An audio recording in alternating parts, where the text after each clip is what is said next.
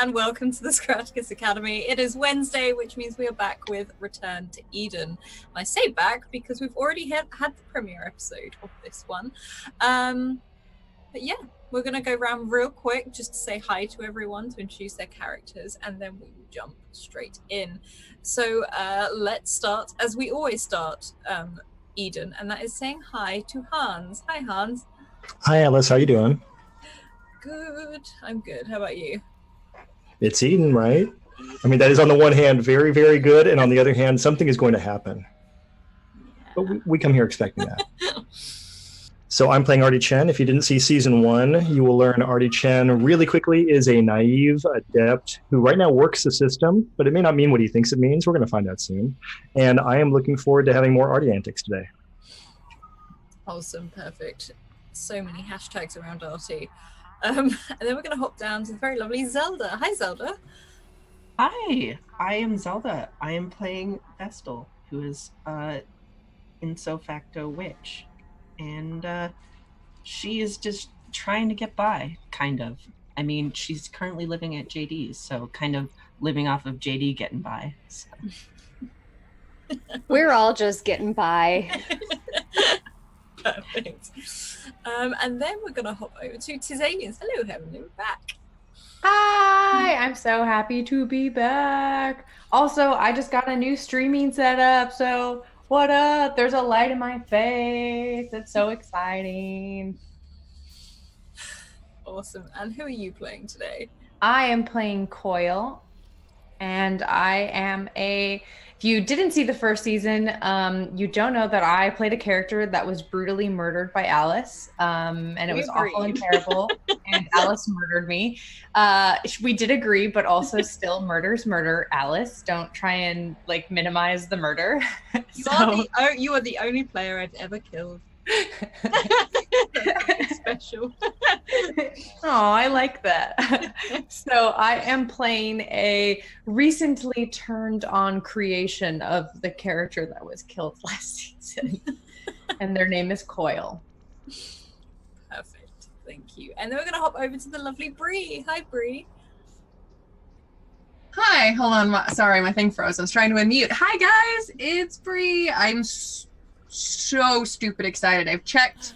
Artie's made a murder board, or Hans has made a murder board on Docs that I've been watching. I've checked it 4 times since premiere. I still don't know what's going on, and neither does my character Dot, who is the head in charge, the matron of the clinic, the underground top secret medical facility for all of those who don't keep the peace. She's got a mask. I've got a mask. We're going to go run through the deep, dark, 2 weeks. Perfect. And last, but obviously certainly not least, Renee. Hi, I'm Renee, and I am reprising the role as JD, and I love her. She's precious, and she has a wonderful adopted friend and robot family. Like I said, we're all living together and we're all getting by, and especially as we uncover more and more mysteries and more intrigue and more danger. Doesn't mean danger. Otherwise, we will never know. Straight in. And last week, the group sort of reunited together down in the ship of Eden as Coil woke up and decided to try and find Crowbar, their creator, their first master. And from this, the team found somewhere in the Eden ship that they had not been before, and they found, very much like Artie and JD found last season, they found a wall of photos. However, in this, photos have been taken of everyone here from when they were a child. From, actually, you could trace it back to almost like the first day they were born, right up to present day. And just for reference, Vestal is around 300 years old. So that's a long time for someone to be watching. And at the back of each and every photo, there was a woman in the background of each one. And she was tall, blonde, leather jacket, jeans and boots, sort of fairly standard looking, and you could see her in the back, even if it was just a tiny glimpse of her in the background. They then went to Crowbar's old apartment and discovered this thing called the Screen Children.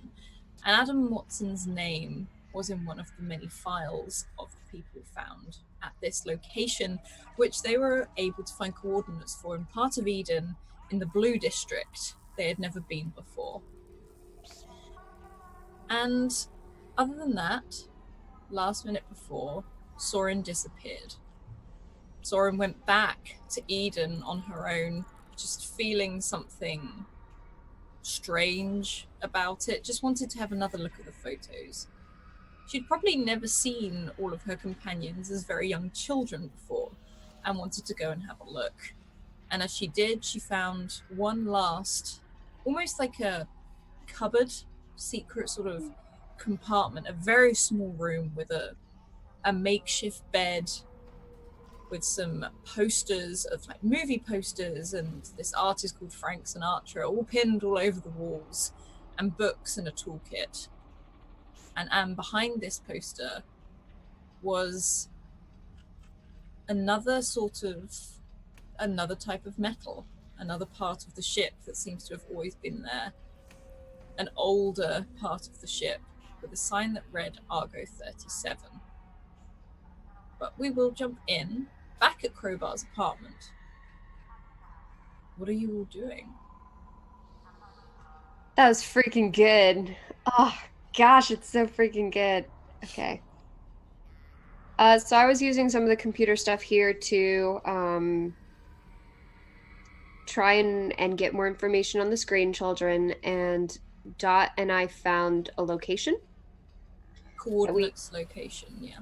Yes. For the Blue District, which we've never been to before. But we just noticed that Soren was missing. Yeah, Soren seems to have disappeared. Soren's not particularly loud when she moves anyway, so you know she could have just, and she's got used to moving about on her own a lot. And I think I was nervous about it for a bit, but then I checked my time and I kind of think, oh, maybe she just went back to open the cafe. I'll shoot her a text. And I like type something out to her, just, hey, where'd you go? We may take a road trip if you want to close the cafe for longer. And you receive a message back quite quickly, and Soren's always just very straightforward and simple. You can see that it's very grammatically correct. She is almost like a version of spell checker herself, as she's been learning to do this. And it just says, on my way home. See you at the apartment then? Question mark. And it just says, yes, on my way back to the apartment. Good. Okay. So Soren can meet us back at home. It's probably nothing. I'll talk to her. We're thinking maybe a road trip to the Blue District, if y'all are interested in joining us. Alice, I know my character said I didn't know anything about the Blue District, but being that I do sell wares and have strange customers, would I have any rumors or anything that I should... You wouldn't necessarily know a lot of rumors about the Blue District. You know it's quite a way away. It's like a 3 to 4 hour journey away. It's, to you, just another district. You probably know there's a lot of high-rise things. They're very much like the rest of the city. But also, you know, there's a lot of businesses in that area as well. And is there any, like, big events that happen there that basically anywhere in Eden would have known? Basically any basic information on it? No, there's not been any major events. There are some of the oldest buildings in the city there, though.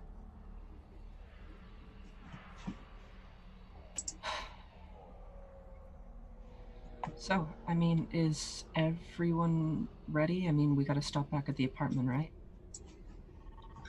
It's a 2-hour trip, so we should probably like pack something just in case we can't get back. Maybe just like an overnight bag. I have to make sure that everything is handled at the clinic. I'd say for at least 2 days maximum in case we get into any information. I think we should pack with that expectation, leave early in the morning, rest in beds tonight. JD recommended a movie before we go. I do think a movie would be nice. I would like to stay here and clean up. I don't think Crowbar would like this mess.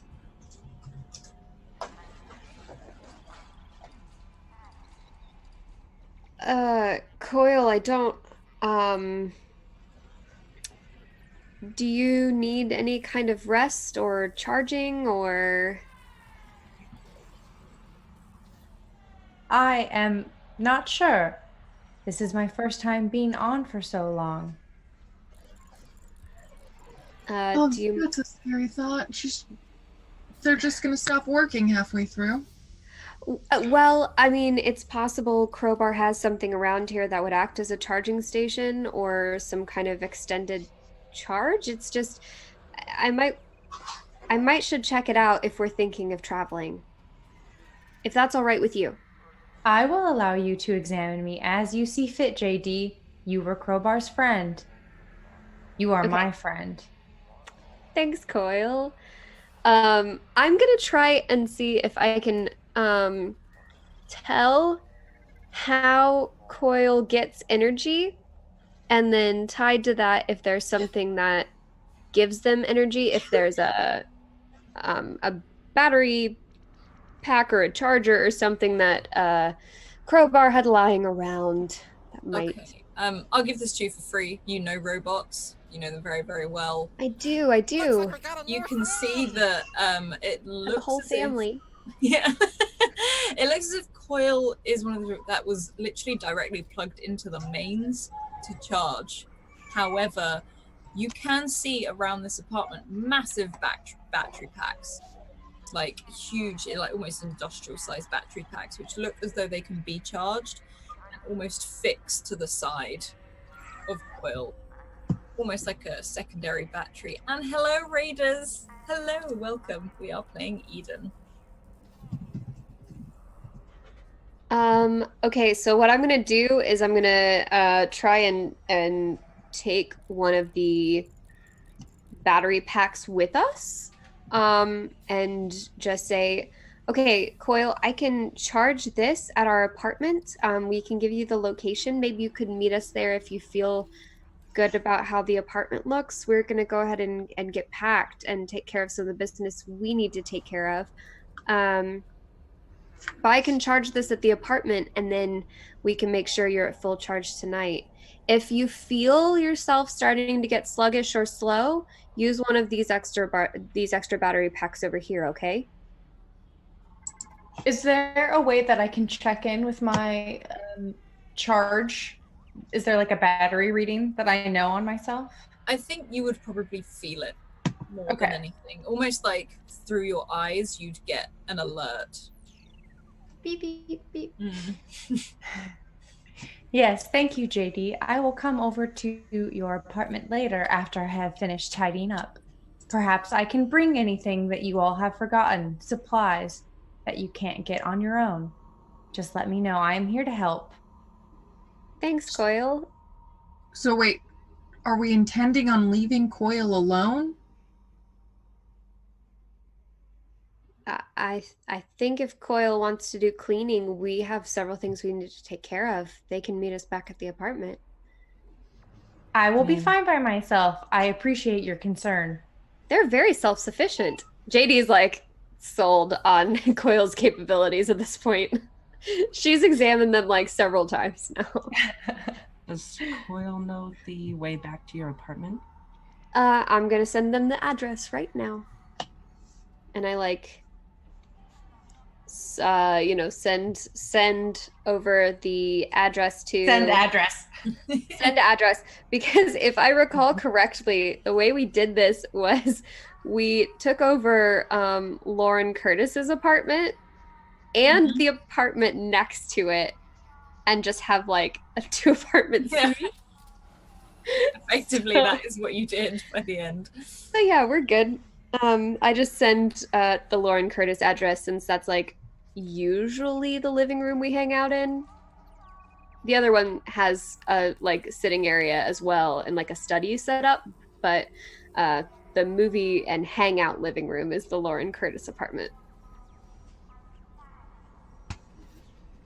Well, I should go to the clinic in person as the one in charge to make sure that everything is ran smoothly. I also am going to grab some tools in case we need them. I know Coil is well versed on de-escalation tools. Knife arms. Chink, chink. Is everyone still uneasy with those? Or should I grab you some? No, grab me some. Some knife arms? De-escalation tools, Artie. I don't think that went well If for the me knife last time. arms make you uncomfortable, I can change them, and my knife arms will slide out, and then they'll like soften to paddles. I'm fine with you having knife arms. I don't think I need those. These are great for slapping. JD just looks at Dot for help. Well, Artie. Artie, I I'm need gonna a take weapon. one into a knife and one into a paddle, and just like do this so you guys can see kind of like my different, like, do you want the knife? Do you want the paddle? We'll see what we need, Coil. Just make sure that you don't let anyone in here. Don't trust anyone. There could be a number of people who are going to use you as a target, especially because someone woke you up. Be cautious and be aware. Knife arms or not. Thank you. And Artie, I was more so asking if you wanted like a shock baton, a gun, or a knife yourself. Not so much knife arms. I don't really think I'm going to do well with any of those things. I'll be fine.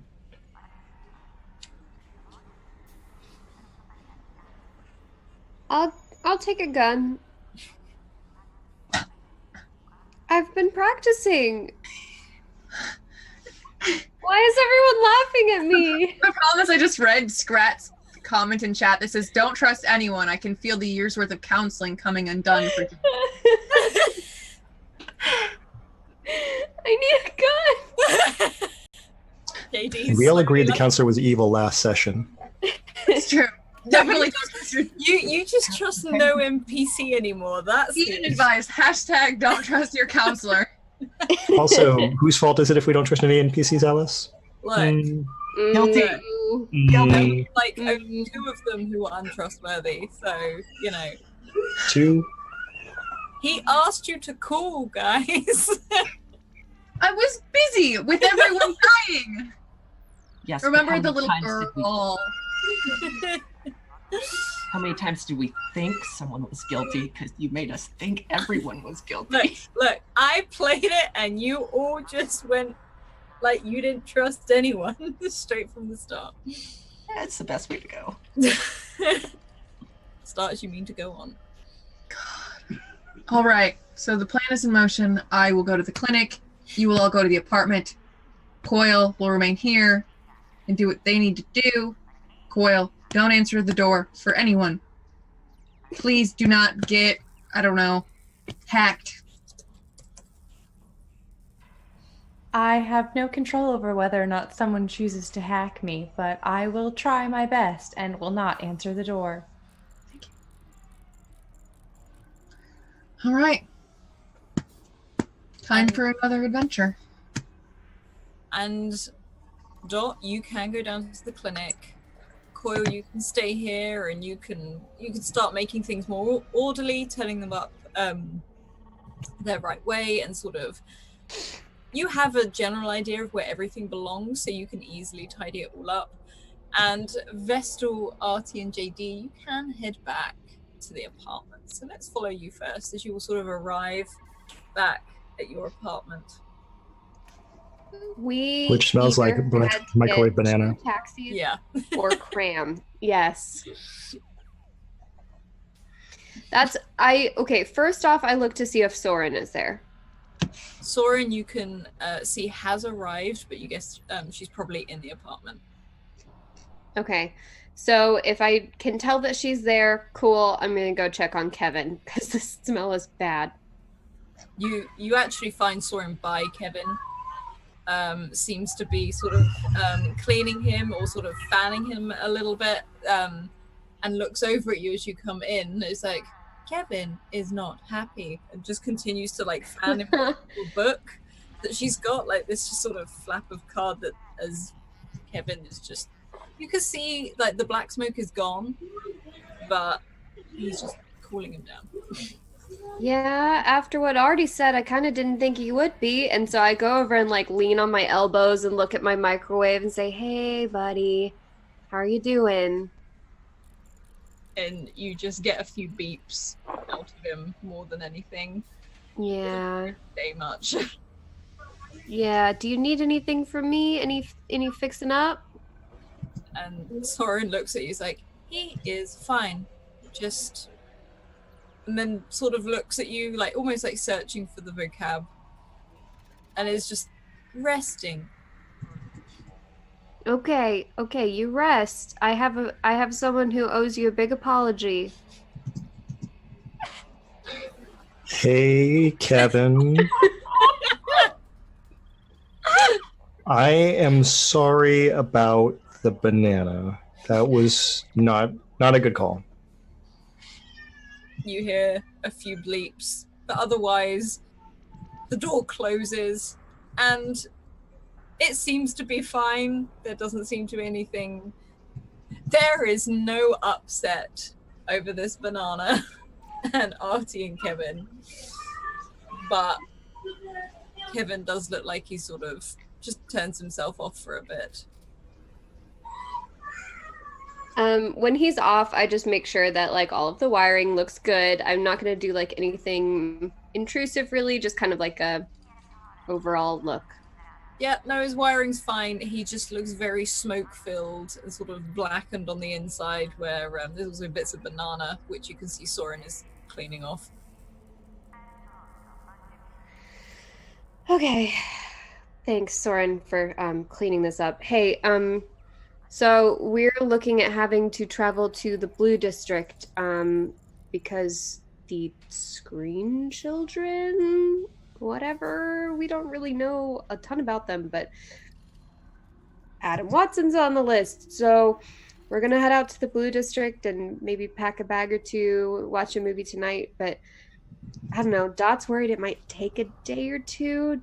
Do you have any ideas what to do about the cafe? And she looks at you. Did you want me to stay and keep it running? Oh, honestly, I'd rather have you with me if there's any way to do that. That's fine. Why don't you message your mother? Good call. Good. This is why I have you. I'll go call her. And if we could just maybe get her or Dad or my brother. I wonder if my brother could be a server for a day. If I pay him, he might. And so JD just kind of like walks off to take care of that. And yeah. And pack at the same time. And what about Vestal and Artie? What do they do as they enter the apartment after Artie apologizes to Kevin? First thing I'm going to do is probably put on tea, because we're supposed to be putting on a movie later and working on some things. So tea is good. You can do that. How about Artie? So Artie doesn't have a lot of stuff. So within probably about 5 minutes, he's probably taken his 2 other sets of clothes and just put them into a bag. And that's everything right there. So after that, he's going to just like leave that be and probably go sit outside the front door of the apartment and just kind of hang out there. Yeah, you've got that balcony sort of area again outside the apartment, and as you sit out there, it's all the neon lights are up, and you can see how vivid this city is at night. And there's just never silence in this city. You can always hear everything, and you can watch the world go by. Yeah. And for Artie, that's a lot because he's not used to the noise, the lights, the people, the smells. Everything is so big now that he just keep looking all night long. You can stay out and watch. And how about Dot as she arrives back at the clinic? The clinic is busy. It's sort of its normal state. You can see some of your other workers like rushing around a bit. You see your little helper still sat in the waiting room, seems to be talking to people waiting there, but otherwise pretty normal. Dot puts on her mask now that I have it, and she begins to go over file reports immediately to make sure there's nothing serious going on, no medical emergencies. She's going to go to her team of command, including, I don't remember her name, but the woman who helped us take Artie's blood in the last season. She's definitely her second in command now. Gosh, I'll have to look back at her name now. That's going to bother me. But I know who it is, though. I just don't remember her name. I'm talking about. But Yeah. Like, it's hard. But she will let her know that there is an emergency, and she will be visiting with the clinic in the Blue District. She's going to be taking some supplies. And that she can act as head with the next 2 in line as her immediate supervisors. Okay. And you can do all of that. You can prep everything. So you trust these people. You've worked with them. And I've gone through extensive background checks. I feel Dot would have just gone through absolutely everything, and it functions well when you're not there if it needs to. So it's absolutely fine in that form. That means I get to go to my favorite part of the clinic. The weapons closet. Yeah.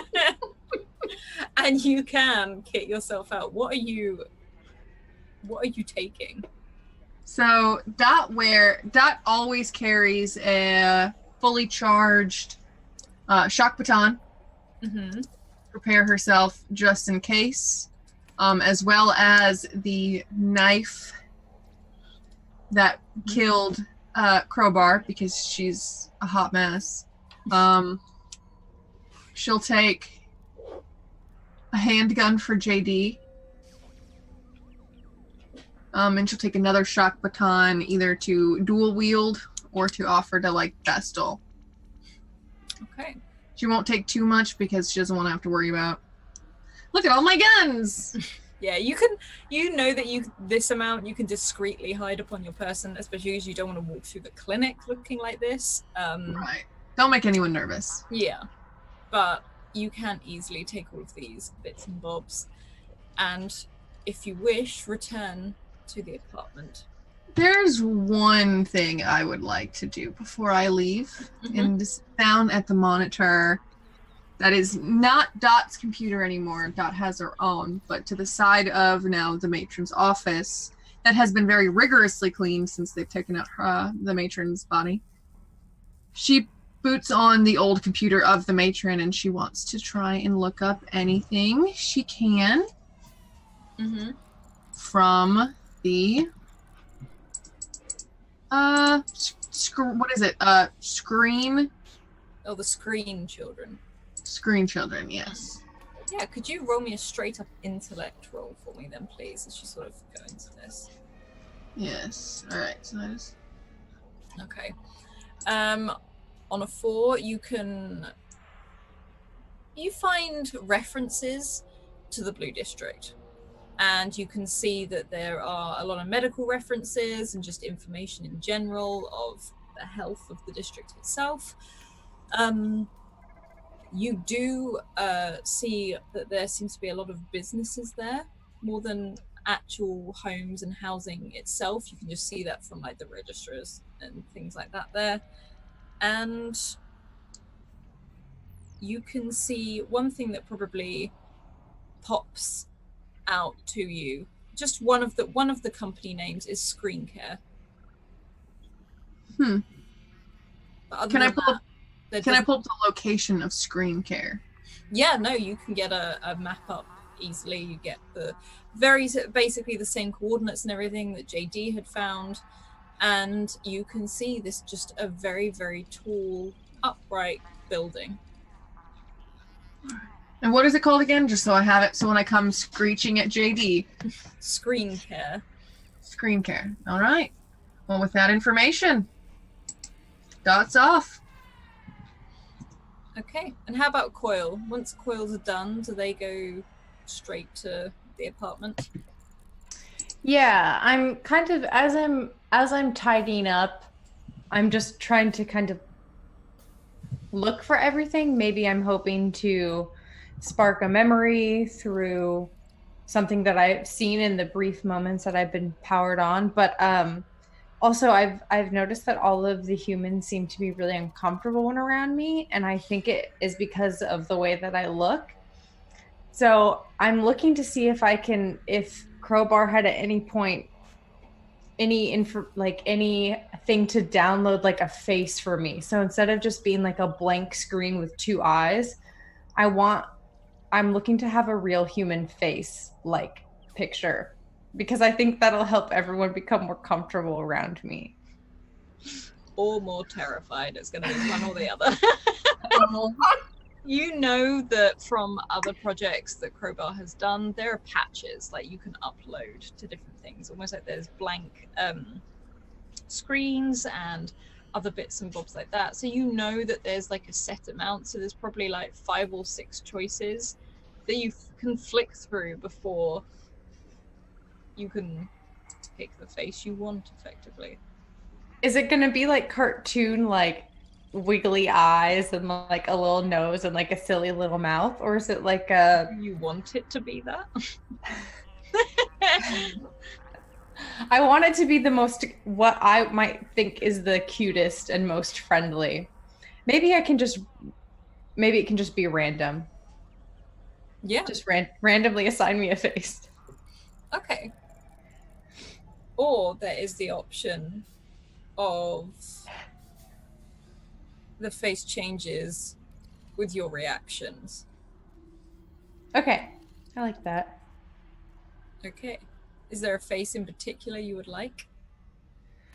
I'm thinking if my body was made 300 years ago, and this is going to be like super dorky, but I'm imagining that the face that comes to mind is something like what Daft Punk does with his helmet. Yeah. If that's what you want, you can have that. Yeah. And you can head back to the apartment and knock on the door. And if anyone answers the door, you will see this new face. It's this, I have a smiley face on. Go through all the emojis. I have the one that has the little like eyes that are like little like, you know, upticks. Yeah. And I'm just like, I'll knock at the door. Okay, JD's gonna go answer the door, but she's on the phone with her mom. So she like opens the door and she's like, "Oh, hi, Coil. Mom, Coil's here." Hello, JD. Hello, JD's mom. Where is your mother? Oh, she's your mother on here? the phone. I'm like holding a phone, but it's this. She's on the phone. Um. Uh. Okay, Mom. Is you can take care of the cafe or like send someone over. Yeah, and you can hear very much just like, oh, don't worry, it's fine, darling. I'll get it sorted. Just go and do what you have to do. And Okay. your brother will help. And you can just hear in the background, like, no, I won't. She's like, yes, you will. Like, you can hear like a shout sort of in the background. It's. I'll buy him food. There's food there. It'll be fine. Okay. I'll keep you posted, and I'll try and get back soon. Love you. And you just sort of hear the love you, yep, and the click as it goes off. Coyle, come on in. I'll follow JD. Welcome. This is our apartment. It is very clean. Thank you. Soren's really helpful with that. I'm not as clean as she is, but we try to keep it pretty clean, especially since there are 5 of us living here, plus a couple little robots. So, there are more robots besides Soren. Well, that turkey Soren, burgers. like, pokes her head out and she's just cleaning, but she just hears this conversation. Hello, Soren. I took your advice and I'm trying to be more approachable to the humans. Do you like my face? And Soren sort of tilts their head. It is interesting. And then leans back forward into the kitchen and you can hear cleaning again. Hello. Interesting is a good word. Coyle, are you happy with it?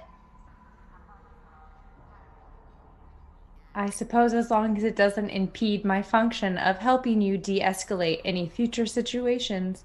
No. If anything, it may help. Other robots. We have, Turkey Burger's been staying here for about a year now. We wanted him to have a good home after what happened to Crowbar. I have a cat, Bash. Bash and Turkey Burger don't like each other, but they mostly just stay on the opposite sides of the room, and they're fine. My microwave has an AI. His name is Kevin. He's resting. You can meet him later. And then RT is around here somewhere. RT is a little bit harder to explain, and I start looking around. RT. And again, Soren leans back, not actually looking at you this time, still doing what she's doing, and a small sort of flap on her shoulder opens up, and you see this Wizmo poke its head out. There you are. Hey, RT, come meet Coyle.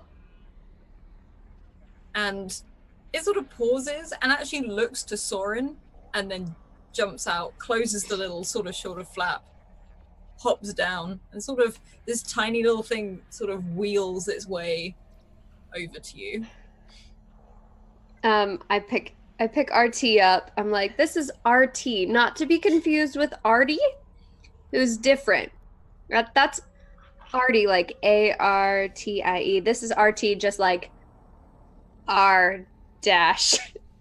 I do not get confused about these types of things, but thank you for your clarification. A lot of people do, but I'm glad. Hey, RT, are you coming with us? And you hear that sort of the blip and the whir, and sort of like a little salute as he sort of jumps off of you and then whirs his way back over to Soren and sort of hops straight back into the shoulder. Perfect. I just kind of make sure that Coyle has a good place to be. Probably set them up on the couch, kind of like have them sit down slowly, and then I was on the phone with my mom the whole time. It took a little while, but mostly because we were like talking at the same time.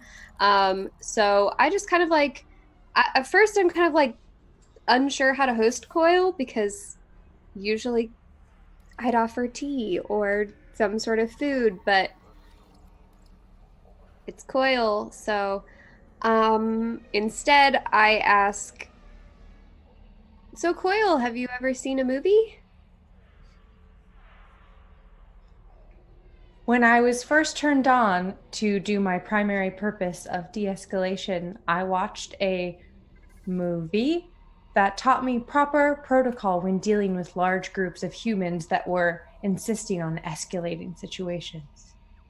Oh, okay. So yeah, this might be a little bit different. I don't know what the group's going to want to watch, but it's probably going to be fiction. So it's not real. And if situations get escalated on screen, it's not real, right?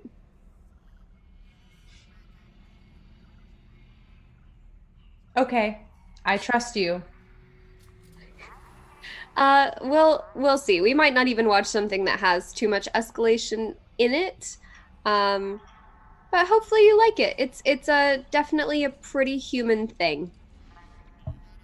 I'm interested in knowing more about humans and the ways that you do things.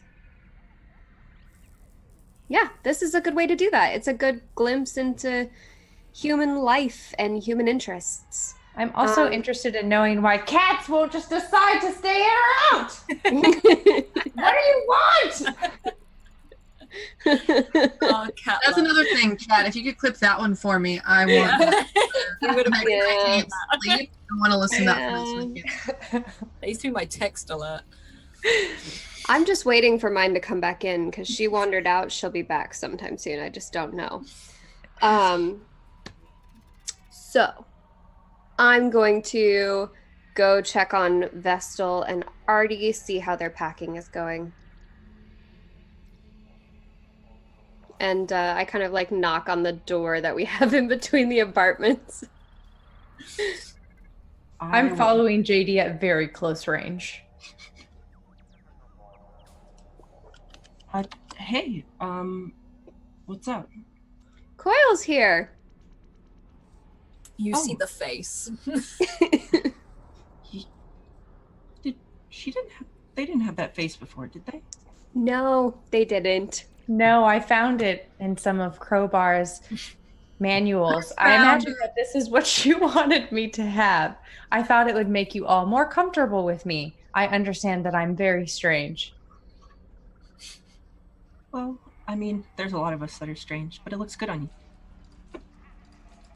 Yeah, I mean, Thank Coil, we are all strange here, and you're absolutely welcome. We have lots of AI who are just as much as a part of the family, no matter what your face is. But I understand getting looks, though. I mean, there's not many people walking around Eden with, tattoos all over them. it's important that you're comfortable with you. How's packing going? Oh, I don't think Artie started. He's actually out on the porch right now. I was just about to check on tea and ask him if he wanted any. Oh, by the way, peach or chamomile? Oh. Peach. Perfect. And I will, we'll leave the door open and I'm going to hurry off and just grab a pot and put the hot water in and everything and let it steep. I'm pretty sure that's a deep cut from like episode 2 where JD says she likes fruity teas.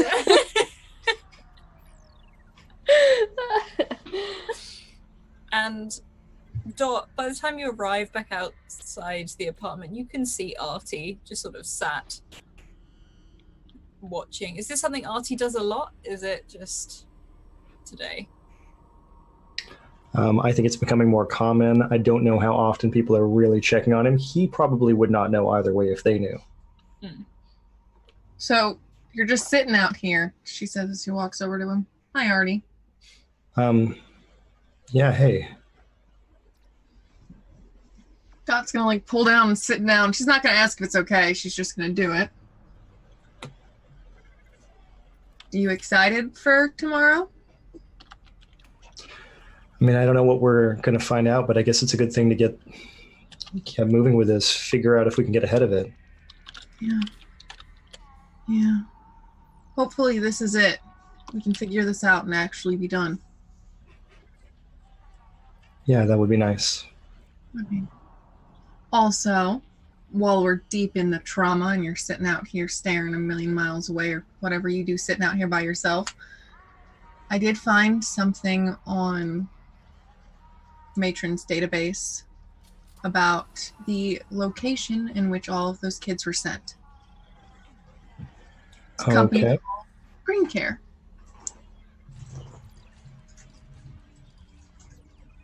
So, Is that why they're called screen children? Is that what that's all about? I'm sure that the company Screen Care is like one of those fronts for their screen children. But I'm not an expert at a collection of demon children, so.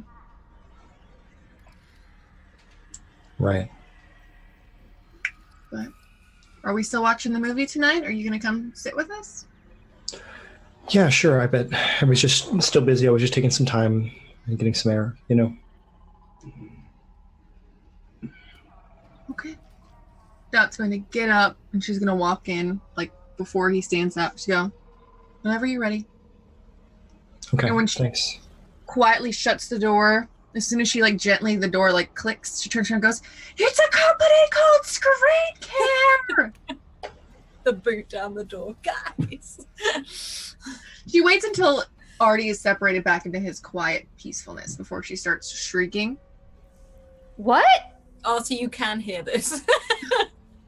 But you can tell she did very slowly and quietly, like even twisted the handle before she shut the door. Artie has no sense of subtlety for things like that. JD like comes back through the middle door. What? Screen Care. The place where all of those kids are is there's a business attached to it called Oh. Screen Care. I don't have any information on it because I don't know where to find that. Screen care, screen children makes sense. I mean, did you ask Jeeves? No, I don't trust Jeeves. That's fair.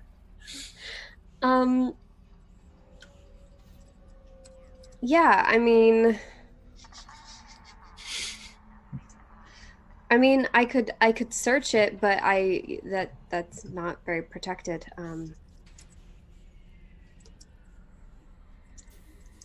So it's possible that the best thing is for us to just see what we find tomorrow. How does JD not have a VPN at this point? JDPN. Fair, actually. Okay. Maybe it's a simple company? I don't know what it...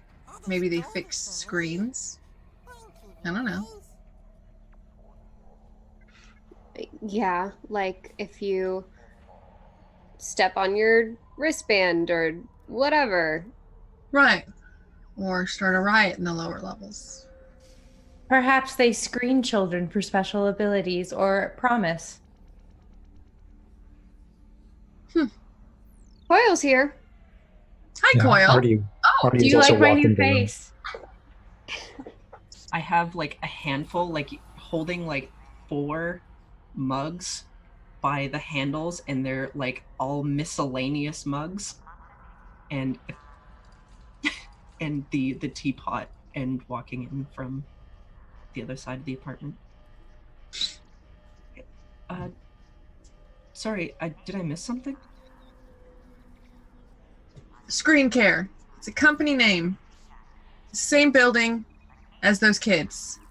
It's a front. But I don't know what it does. And that's in the Blue District, right? Yep. I'm sure we could get in somehow. I mean, if it's a business and we know what it does, perhaps we can use that to our advantage. Do any of you have children that we could use? That's in the work, but no. Coil, we were thinking more like if it's called screen care, maybe they fix tablet screens or something. We could break my face. No, it's nice and new. You put so much effort into that. You shouldn't get rid of it like that. Don't hurt yourself. I didn't put any effort into my face.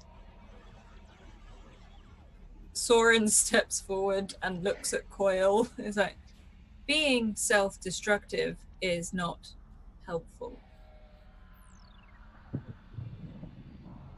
Coil takes I take a lot of stock in what Soren has to say because I feel like Soren is like the robot that like knows how to deal with humans, and so my face is gonna change to it's just gonna flash a sad emoji before it goes back to the happy emoji. Of course, Soren, you are correct. I only want to be helpful. I will not destroy my face. We can come up with alternatives. And Soren just watches you and then goes back to washing dishes. Gosh. Soren senpai. It's happened. I don't know when it happened. Maybe it was like the 8 million bullet holes, but Soren's really matured. Yeah, 8 million bullet holes will do that to you. So, if we take a broken screen, I'm sure I have an older tablet around here somewhere that we could break. Then even if that's not the front, we can say that we assumed because of the name, right? Oh, Dot's going to go looking around for like a spare tablet. One that they don't use frequently. JD has like a lot of old stuff. Like if it's in the bottom of the like drawer near the couch, it's not one we use, you know? So she'll pull one out and she's going to hand it to JD. And she's like, wipe this of anything that has your information on it and Google what this screen care, or ask Jeeves what this screen care does. I need to know. I'm getting paranoid. Here, Okay. I'll do the lookup while JD does the computer stuff. I can look it up. Okay. Yeah. And JD will start like wiping down the machine to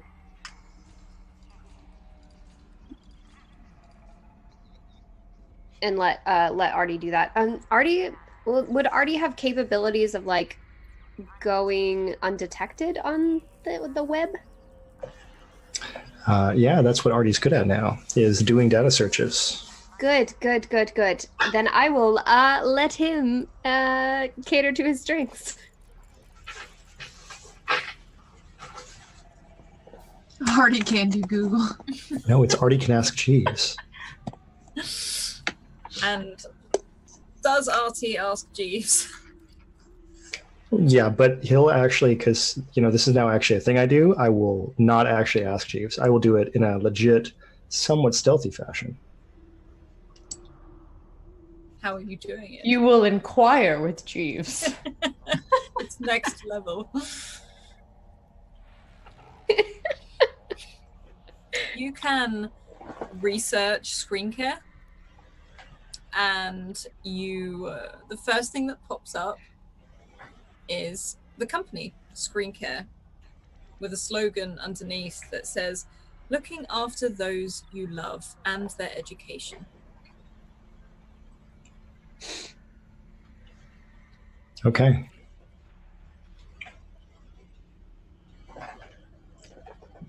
So Screen Care looks like it's not about screens at all. It looks like it's about kids. Yeah, you probably don't have to break it. Hey, Alice, what's the maximum age? Does it give me like an age range? An age range, you can look, and so if you look onto this, you can go a bit further in, and this looks to be from birth. And up until, say, college age? Death. I know someone who's younger than that. This is and the is probably future the youngest of group. everybody in the room. Artie does still look young too. Artie has no parents. Artie has a plan.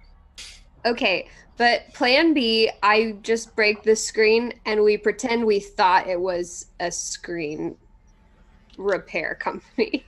My only concern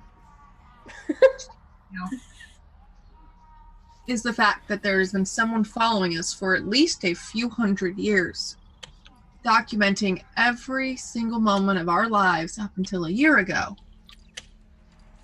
And they have something to do with these screen children, which means they also have something to do with knowing what we look like. Yeah, but there's a second reason it works, because it's me, which is that I'm me. Well, And there's there also were a seven. lot Because of me. there are so many yous. You're right. There were so many me's. Yeah, so I So mean, for all we know, you could, or for all they know, you could be another you. I could be a different me. Yeah. They also do not know what I look like. I can accompany Artie to make sure that he is safe. Like a robot nanny of sort that you took on a clone. Coil, the only concern I have with that is we found the file on your drive. I don't know why you had it, but it's possible they know exactly who you are.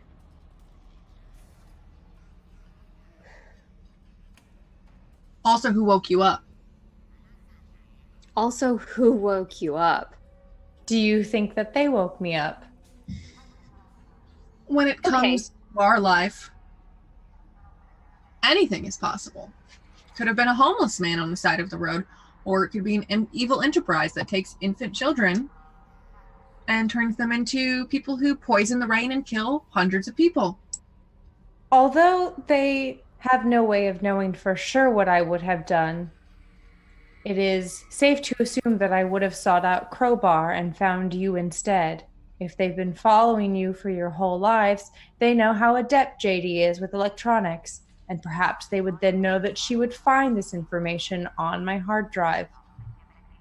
It doesn't make sense for them to risk exposing themselves if they meant for it to be hidden. There's also a good chance that they were following Crowbar as well. So they could probably have found out Coil through her. Right? Yeah, there's that too to consider. I don't know. I'd suggest something like my brother, but we run into the same problem of, okay, I would buy him dinner. It's fine. But You cannot use your brother to be sent into an illegal organization. Yeah, what Dot said. he wouldn't do it anyway. But regardless, the issue is we don't have people that we can trust, that we feel safe sending in, who aren't connected to our life in some way that may have been documented in those photos or photos we haven't seen. God. Our option is we find a way to break in without them seeing us. I mean, I know we're good at breaking in with people seeing us, but... Are we doing that thing that you guys say that I do, where we think about something so much that we forget that we were just going to, like, go to sleep? Because aren't we supposed to just go watch a movie? I mean, we're not going to solve this thing in 5 minutes. We don't know what we're even talking about. We need to I propose we go in with the broken screen. There is a clinic, a small clinic that runs from our main operations in the Blue District. There's one in every district. It's very far less, especially in a place where there's not a lot of homes, it's far less busy. They might have some information. No promises, but they might. They might, who knows, help with the kids.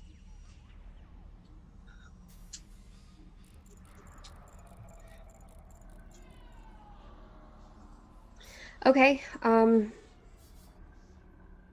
we could start there, and then I'll take the tablet as a plan B, and at least that would get us in the door. I think we're going to be stuck kind of showing our hand regardless if we want more information. And if we worry about it now, we're just going to not sleep tonight, which happens for me every night anyway. So maybe we could just pick a movie and settle in for the night. We can't eat anything microwavable. Kevin's resting. Kevin's resting. Well, Artie burned a chocolate banana in Yeah, I did Kevin that. earlier. And he's not feeling great. He's not really happy. I would not be happy either if someone put a chocolate banana inside of me and expected me to incubate it.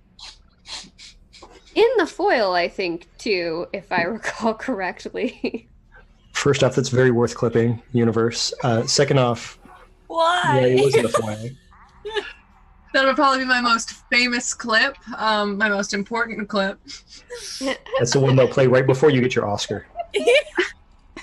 I wanted to play at my funeral. Just on Too soon. Oh, hi. Are you coming up here? Well, it's a good thing I just bought groceries. There's some instant cup noodles. I can heat more water. That would be perfect. Vestal, thank goodness. Thank you. Of course. I don't think it's gonna do us any good to worry about it right now. We don't even know what the place looks like, so can't really make any decisions yet, right? So here's another thing we can worry about if we have food sorted. What movie are we watching? And at that, you can settle down for the evening and eat basically your cup of noodles and watch your film as everything is packed and ready to go. And you get a fairly good night's rest. JD, you do have your usual sort of a few interruptions, but actually it's not that bad. Did you take the sleeping pills? Are you sleeping all the way through it, or are you?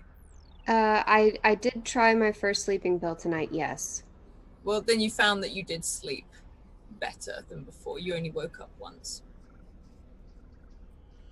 For the first time in a long time, because JD always had darker circles under her eyes, but used to it was just because she forgot to take off her mascara. And now she just has like dark circles under her eyes. And oh my gosh, I'm sorry. Sorry, my cat just licked my toes. And it tickled Scobby. I'm so off guard. Okay. Right. And then, but now she has like actual circles under her eyes. So for the first time, she wakes up like looking and feeling refreshed. And that's weird. You wake up and Soren has noticed. Soren is like, you look well. Soren, I only woke up once. I mean, I don't feel like I tossed and turned. I mean, there was a dream, but it was the same dream. But it is progress. Yeah. Yeah, it is. I tried the new sleeping meds. Thanks for looking out for me this whole time. And she pauses a moment and then, of course, JD.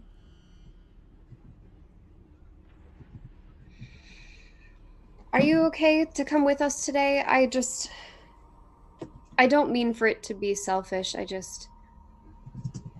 I am very happy to come along. And then sort of glances as you stand both in the kitchen, glances through into the other room. It's just like, do you need me to come? And you realize she's looking at Coil. Soren, I need you there because you're my best friend. I met Coil yesterday. They've got knife hands, but that doesn't, like, mean anything, you know? And like she's looking down at her hands. Listen, baby, they're just knife hands, okay? They're not even that Knife impressive. hands, paddle hands. I don't know what's going on here. Like oars. Yeah. Anyway, they like Soren looks down at her arms, and then looks at you. Is okay? I will come along. Lady holds up her metal hand too, just to like share. Just says, if we're gonna look into something, I'd rather do it together. And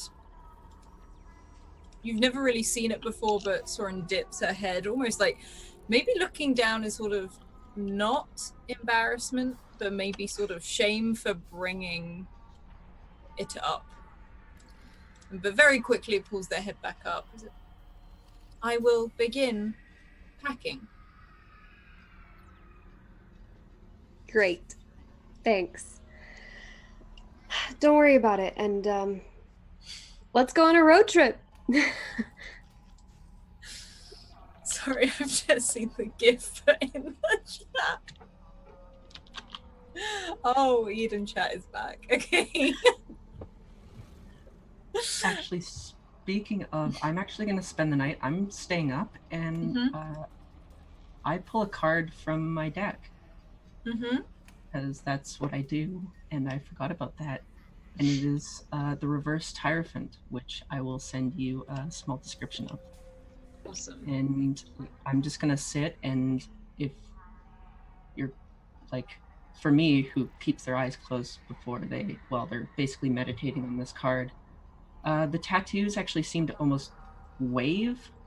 Like, you see, not, because usually they're black, but it's almost like a pale gray light makes its way from where the jewel is embedded in my head and all the way down to fingertips and toes and then back up, like, and it slowly dies out when I open my eyes and check the card. And that is how basically I'm just spending my evening. Yeah, the only noise you really hear is Soren doing things in the kitchen, putting things away.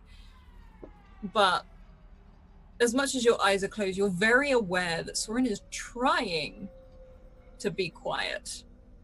Seems to be slowly moving things around. And because of her metal hands, you notice since seeing you meditate, as soon as that happens, has adopted oven mitts to carry things around and put things away whilst you're doing this. It's purely logical for her. She's just doing it. She hasn't asked or anything like that. She's so cute. But the morning does come round, and Soren has sort of packed some of the bags that she can, almost effectively into her, as she has sort of become this bike form again. What would you like to do? What would you do first thing in the morning? Would you go straight away? It is fairly early. Like, you can see the screens powering up. They go on all night, but this is the video that pops up every single day. Be good, be kind. What did we ever do with her? You let her off into the world because you never went back for her. You don't know where she is. Oh no. Is she also like isn't she like an unregistered human in the Eden? Yes. Okay? It's one of the many things that's haunted us this past year. Oh. Yeah. What did we do with Lucy? Oh yeah. Well, shit. That's fine. Before Dot leaves, she's going to do what she has not done in a while. She's going to pull her hair back, and she's going to press a small button behind her scalp, causing the purple highlights in her hair to kind of glow, a like LED kind of light. So a handful of small, skittering spider bots start crawling up her back and body and kind of rest within her hair. She just looks at everyone and goes, I know there are a few there, but there's not as many in the other parts where there are low populations because there's less emergencies. So, just in case. These look like spiders? Yes, they're small little round-topped bug creatures. They've got little legs. And every once in a while, like from the corner of your eye, you can see them kind of crawling amongst the city. And their job is to kind of just patrol the city where, people can't be everywhere. So like if someone gets hurt and then we are not there, they can send alerts and do like medical testing or administer minor first aid while like injections of like sedatives or etc. until help can arrive. And then there's a tracker there that will come to clinic members to find.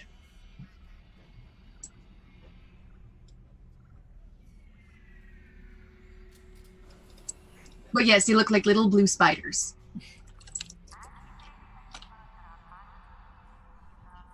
Did everyone sleep well last night?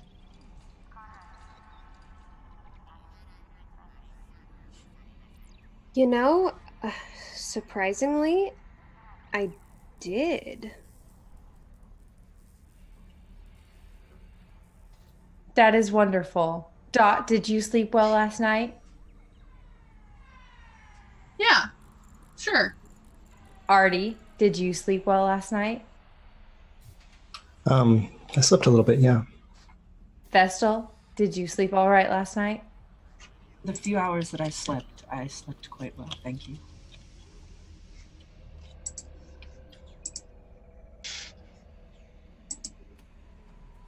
Artie, I think I've learned something. Okay. I don't want to be invasive, but how much would you hate if I attempted to read your thoughts? To be honest, Vestal, I trust you. It sounds scary, but it's you. This is great breakfast conversation. I mean, I've just been really thinking about how kind of this all works, and it's kind of like its own form of energy, and I thought maybe I could, I don't know, connect to another person's energy, and maybe I just wanted to try it. Yeah, I mean, go ahead. I will use this skill that I just learned, and it's called mind reading. Can we watch? Is that weird? I mean, I'm assuming that I'm doing this in the main living area. Okay, good. Also, I don't know how this is really going to work. You might want to sit down or like on the floor or something.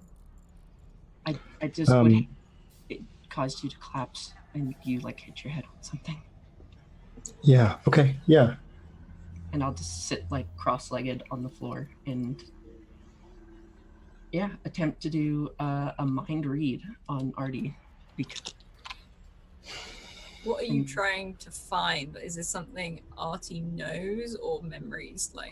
This is mostly just surface thoughts and kind of just whatever they're thinking about at the time, and maybe anything that's gone on last probably day or two, just things that are crossing their mind. Yeah, Artie, what does Vestal see? Oh man, Artie is like 90% anxiety at this point. And it is just like, it's like watching water just like run down a wall. There's just like so much stuff happening in Artie's head. Artie doesn't feel like he can tell anybody the fact that he's not sure what he's doing, because he has a lot of examples of how people are acting, and he doesn't know how to do the things these people do. But he's also deeply concerned about letting them all down, because these are people who have actually backed his play and protected him with their lives before. Additionally, he is really, really uncertain of where the Artie Soren situation is, and doesn't even talk to Soren right now because he's really afraid he's messed something up.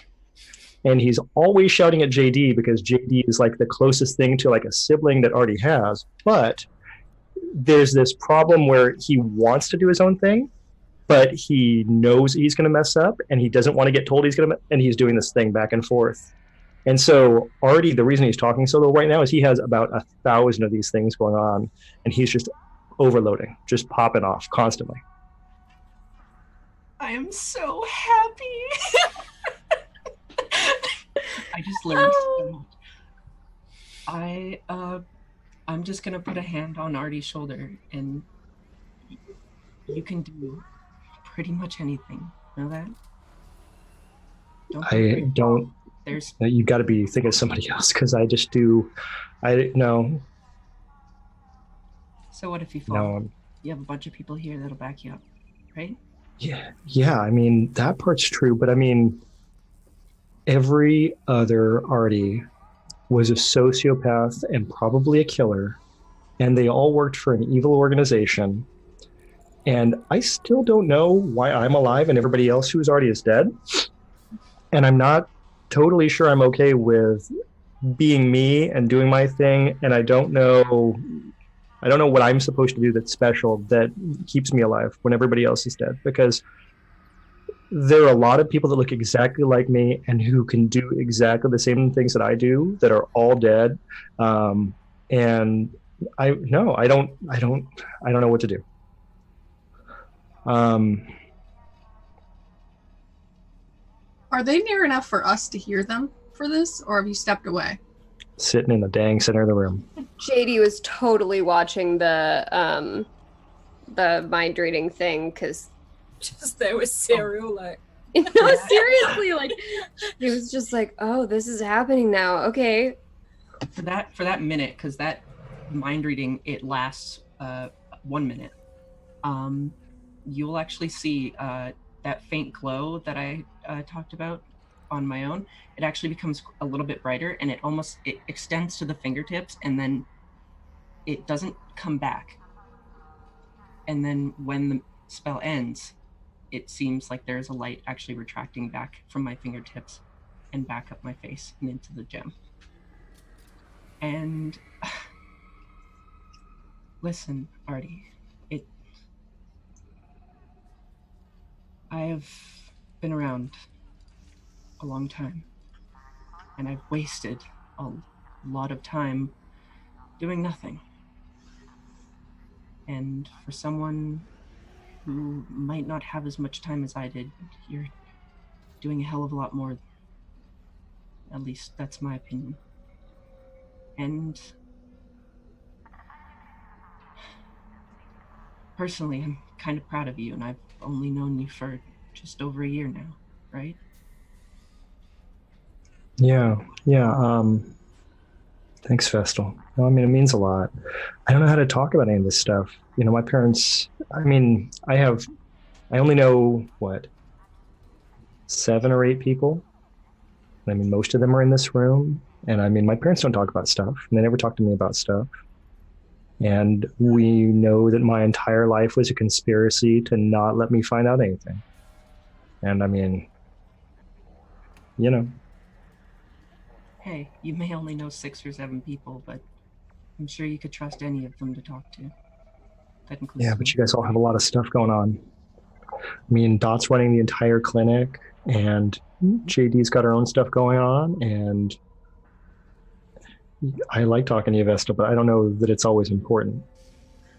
Artie, I don't want to interrupt or act like I've been super nosy, but you are 3 feet away from me, so I feel like I am in full freedom to say this, but it doesn't matter if I'm running the entire country. It doesn't matter if I'm running the entire universe.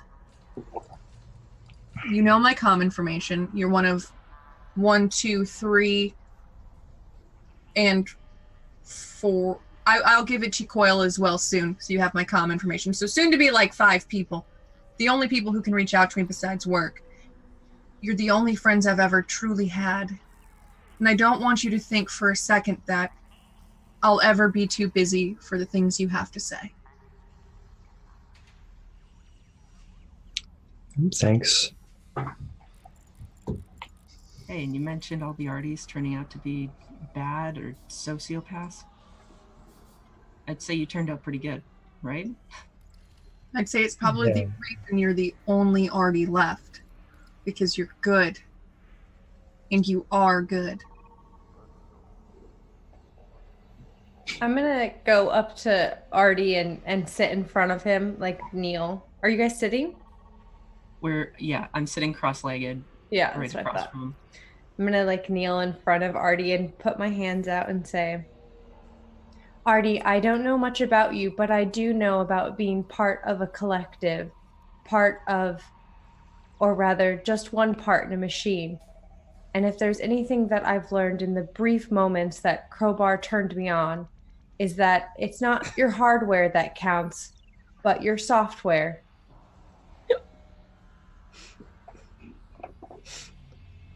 Okay, Artie is going to give Coil a big hug. I don't think. Okay. No, this is what JD always does. This is definitely a what would JD do kind of moment. I very awkwardly pat his back. Yep, that's right. Like that. That's right. JD gets up and you can tell like she looks like a little teary-eyed, but she doesn't say anything. And then she walks into the kitchen and rinses out her cereal bowl.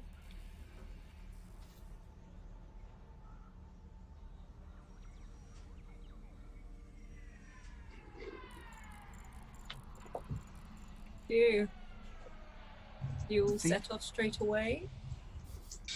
I don't think we should waste any time. How are we traveling? Is there like a bus type system or train type system? I'm going to take public transportation. Let's take several taxis all the way to the Blue District. So that's the only other way we know how to get around besides Skybike. Yeah, I mean, most people have their own transport. And Soren has been outside the entire time in bike form, waiting. I say the Skybike route. I forgot that Soren was out there. Yeah. Okay, Artie and I can take Soren. Okay. We'd need to rent at least another Skybike, maybe two, with Coil. I don't know if Coil can transform into a small box to carry, so we'll probably need to. Coil, can you transform into any shapes or sizes besides the one you're currently in, like a transformer? This is the only body that I have, and it's as long and short as it gets. But I can run very fast. All right, well, Vestal, you can drive a Skybike, correct? I've done it one time. Can you fancy mind read me and I can teach you the layout? Is that a thing we can do now? Now that we know about the mind read, we're just Now gonna that you can just read minds just casually, and this is a fun new fact, Vestal. Now that you can read people's minds, is that also something mind readers can do? What all can my party members do? I'm testing all of you. Okay, so again, first time doing it. It's like someone telling you something or being shown a picture. I can show you a lot of pictures, diagrams in my head on how to ride a Skybike. I can just drive a Skybike. Artie, can you drive a Skybike? I fly with Soren a lot. I could totally drive a normal Skybike. You fly with Soren a lot, don't you, Artie? I don't know what that... So I think JD should stay just with Soren. I will go with Coil, Vestal, and Artie. That way we all at least have a companion and no one is riding alone. Okay. Do you have any qualms? No. Artie, could you help me grab my bag and take it out to Soren? Okay, yeah. Yeah. You already How know heavy is- that there's lots of places you can rent these Skybikes. Like there's like lots of like all these Skybikes almost together, and you effectively... Yeah, Dot's taken her fair share of Skybikes, just taken them over the years.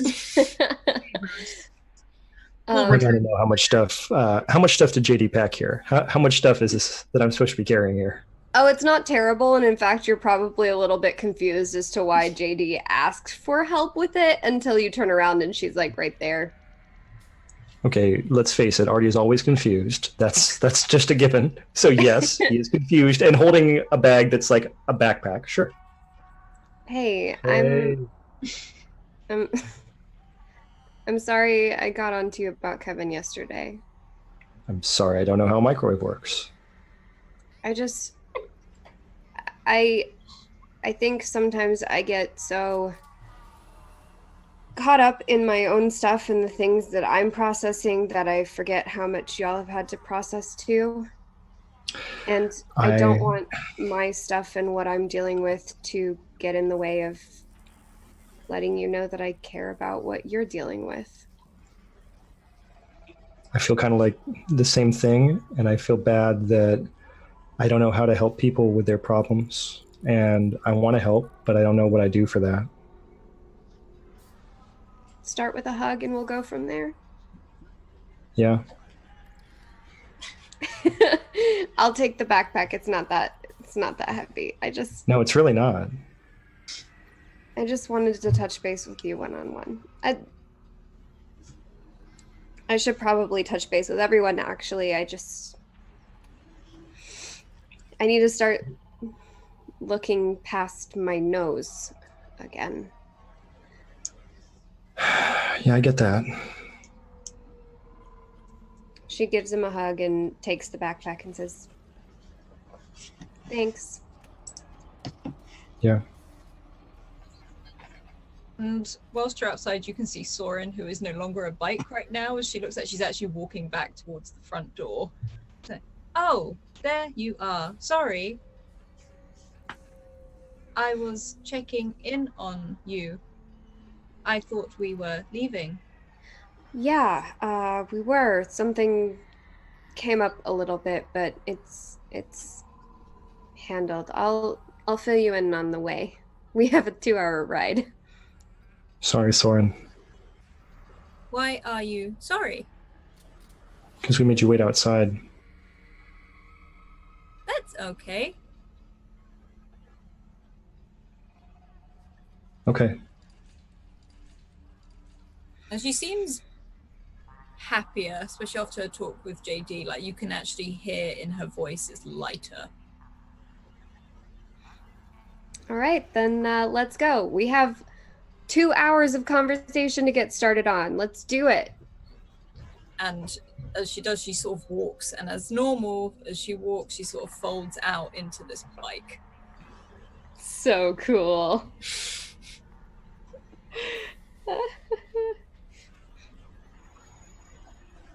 And the rest of you can find a bike very, very easily, whether it's one that's stolen or if you actually acquire it legally. I have one more apartment thing real quick. Mm-hmm. So I go into the kitchen and I take Kevin and I pick him up and put him up on the counter. And I go back into the living room and I turn the TV so it's facing towards him. And I turn the TV on to like a cartoon station. I just leave it like that. And I say, okay, Kevin, I'm really sorry. We're going to be gone for a couple days. Hey, I'm putting the TV on for you so you can relax and enjoy. And along the sort of like the screen at the top, just red letters come past saying thank you. And there's a bing. Someone should tell him also to not get kidnapped and turned into a bomb while we're gone. But I don't think he intended that last time, but you know. Yeah, I think he knows that one. It goes without saying. Please don't become a bomb while we're gone. We'll miss you. JD says that every day when she leaves the house, I bet. Is it weird to ask does Kevin want us to like put something frozen or something inside so that like maybe if he gets bored he can like cook it or something? But I mean, Vestal, if we do that, isn't it going to go bad? Yeah, but it's just like a mug of water so we can just boil the water. That's not a bad idea. I think otherwise he might just want to rest, but like a mug of water would be good. And he can have like a little steam from inside. It'll be at his own discretion. If he wants to boil it, then he can. Better and safer than food. Hardy goes and fills up a mug and puts it in Kevin. It says OTC on the front. Yeah. and the door closes on Kevin, and you see the whir as the buzzer starts going round as he watches the TV. He really likes that. Robot.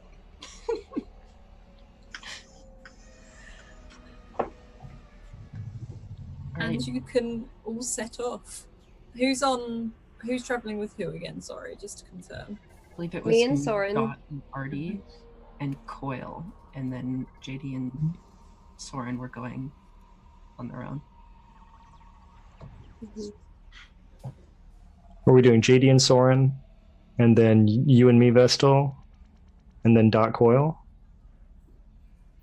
As long as both you and I ride a bike separately, Artie, because we're the only ones who know what the fuck we're doing. We got JD. find so amazing. Such good character development. Artie can now ride a sky bike. Come on, I'm guys. so proud of skills. Artie. Oh. I have 2 skills. Amy can hail taxis. He's growing up in front of our very eyes, and I don't know how to handle this. Tears and clipping. So, do you ride for 3 hours in silence, or is there actual chatting? Oh no, Soren and JD talk the whole way. What do you talk about? Start out by filling her in on the conversation earlier, what happened with Vestal, and she talks about how she's been feeling and how it is really important to her to know how her friends are feeling, and that now that she, feels rested for once and is on another quest and her anxiety is high right now, it's just like it's making her realize that everyone else has that high of anxiety too. And so she talks a lot about this, and she does kind of say like some of what Artie said and how Coil responded, and yeah, she just starts with talking about that, and then if the conversation moves on, she'll talk about what her mom said about the cafe, how everything's in good hands, and maybe talk about brainstorming some ideas, things like that. Yeah, and Soren sort of talks back again, always giving you that sort of supportive feedback, and she's quite chatty all the way through because it's been a very long time since it was just you and Soren probably on a journey, and particularly this long if you've ever been on a journey. Yeah, it's actually like time to catch up and just have friend talk. At some point, if we get to it, JD probably asks about Artie. Well, she would already ask if she heard about the conversation she completely missed inside while she was waiting outside packing bags. She says, is Artie okay? Yeah, I mean, I think he's okay like I'm okay, in that it's always an active process instead of a passive one. And we're working on it, but yeah, he's gonna be okay. We just have a lot going on, We all do. Even you do, Soren. And there's a pause as you're sort of, I was about to say soaring through the air. As you're sort of traveling through the air, you're on fairly a wide stretch. You can see lots of other people traveling beside you, and Soren's gone a bit quiet. She's like, I should have been there to support Artie. I didn't know. No, none of us knew it was going to happen. It was kind of it was a bit of a weird breakfast, but it's also the first time we've all had breakfast together in a while. Usually we're all just off our different ways, and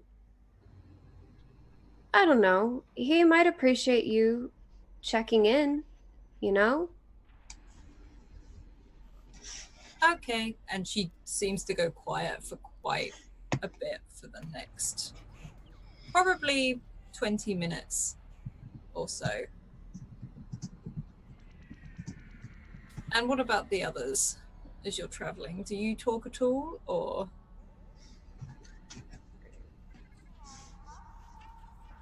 You're muted, Vestal. I was just about to say, I'm actually gonna give a slight jolt and like dig through my the duffel bag that I carry, full of dark gray charcoal clothing that just looks like it all blends together. It seriously just looks like a bag of miscellaneous, whatever not clothing, but fabrics. And check if I have forgotten anything, because that seems to be the kind of person Vestal is, and seems to check things after they leave. And give a sigh of relief, and then zip it back up to make sure.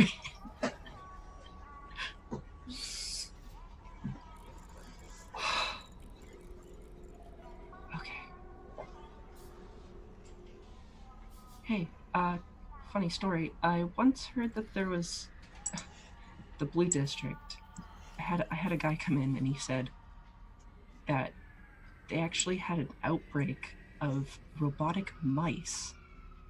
That somehow their factory started overproducing these little mice, and they somehow found their way out of the factory, and now there's just hordes of small robot mice that are in the lower districts of the Blue District, like the alleys and stuff. They seem to want to clean up garbage. It's weird, but I'm sure it's just a rumor. Vest, I'm really not supposed to take my eyes off the road when I'm doing this. This isn't like Soren where this bike does all the driving itself. Are you joking? No, this is a real rumor. I really am not sure if it's true or not, but... So it's just like mice everywhere. Just like the ground is mice. Not like they are in large groups, and apparently they clean up garbage. If throw garbage on the ground, one of these little mice will run out and grab it. Okay, and I've never actually seen a mouse, so I'm imagining that a mouse is like... I've seen a picture, but... Okay, so there's just thousands of mice all over the ground in big groups doing whatever they feel like. I really am not sure. It was just, I've heard in a rumor that there's groups of mice that hang out in the Blue District and clean up garbage. I've never been myself, so I can't confirm or deny it.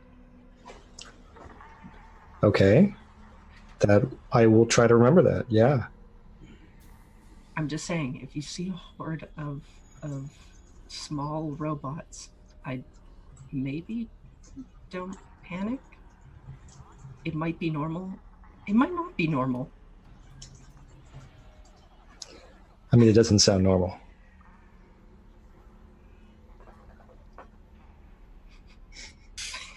Sorry, I'm reading chat. I'm just trying to figure out our motivation behind the scene, really. I mean, like... I'm just trying to make the ride not seem awkward. Yeah, I think it's great character conversation. I'm loving this. Keep going. Tell us more about the mice hordes. Yeah, what other powers do they have? Like, what range? It's like Transformers. They build on top of each other. That's terrifying.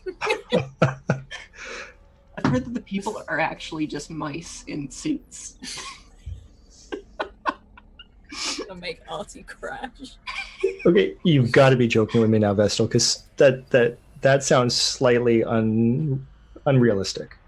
Okay, that was actually a joke. That was me saying that. Okay. Was not part of the rumor. All right, because, I mean, they're robots. Even if they do look like mice, they could probably take over that entire district if there are that many of them, right? If there, I mean, it depends how many there are, and I wasn't told if they have tried to get rid of them. Are they thinking of Wizmos? Do you think this is like just a story, but they really mean Wizmos? Because it sounds like Wizmos. Oh, okay. So mice are like Wizmos. It's just the shape. It's an animal, right? It's like a... I mean, I probably saw a picture before. I think I know what a mouse is. Okay. but yes, they're like Wizmos, but they're small. They're kind of cute if you've ever seen them. They're like really small cats, right? Yes. No. They're like birds with legs. At least I've seen the robot cat. I can visualize the robot cat. Birds do have legs, just so I was gonna say I don't want that to go unchecked. Bree's just like, oh my god, like birds with legs. Birds like don't count as real legs. They're like little springs that like the birds hop around with. This is Eden, people. This is Eden. This is what we need. Oh man, so good. Okay, that is now the best thing ever. That's the Ray cry. Birds have legs. Oh my god. I'm so happy. I mean, arms. If you said arms or something. Bird legs aren't real legs. Like if you had just kind of... Bird legs aren't real. They're like these weird, like what are they? Like kickstands for birds that they hop around on. They're not legs. Bird legs are their own cryptid. Oh my god. Oh man, you guys. So Cats good. don't have arms, Alice. I beg to differ with the thing I'm about to send you in chat. Oh no. What else is Okay.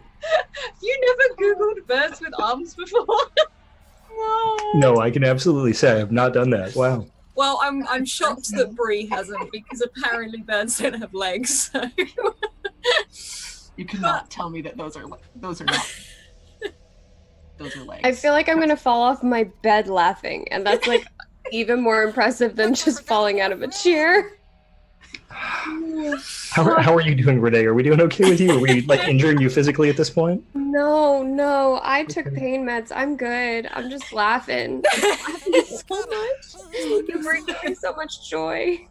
Oh, so in like 8 hours, you'll know that you're hurting intensely. Okay. And it's You didn't do I this am to me. saying sorry prematurely. Renee, why do you hurt? Because birds have legs. Anyway, Coil and Dot, you're on the same thing, and you can probably hear at least Vestal and Artie talking about whatever it is they are conversing about as you're not. We really need a voice group chat channel for this. Yeah. Christ. Nothing would get done. Someone would crash.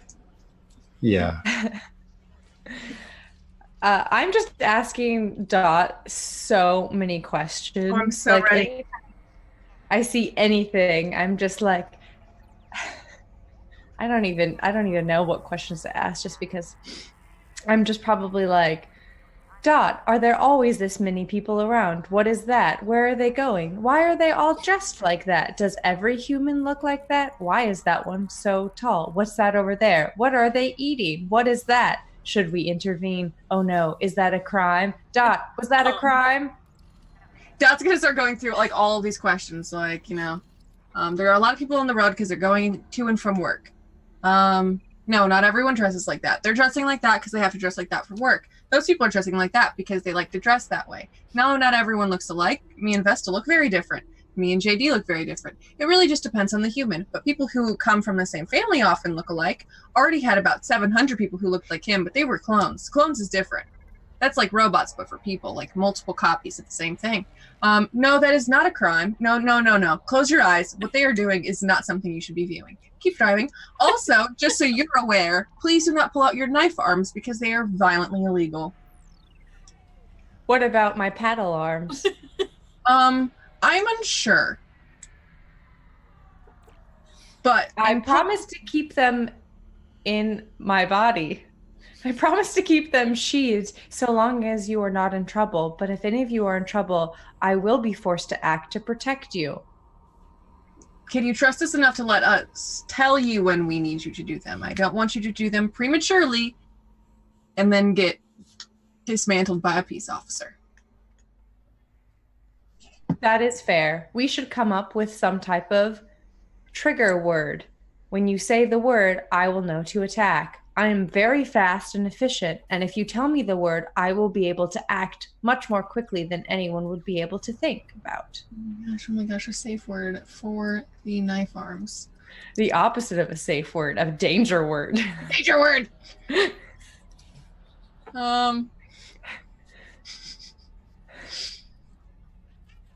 Let's use the safe word as banana, because we know that bananas can be dangerous.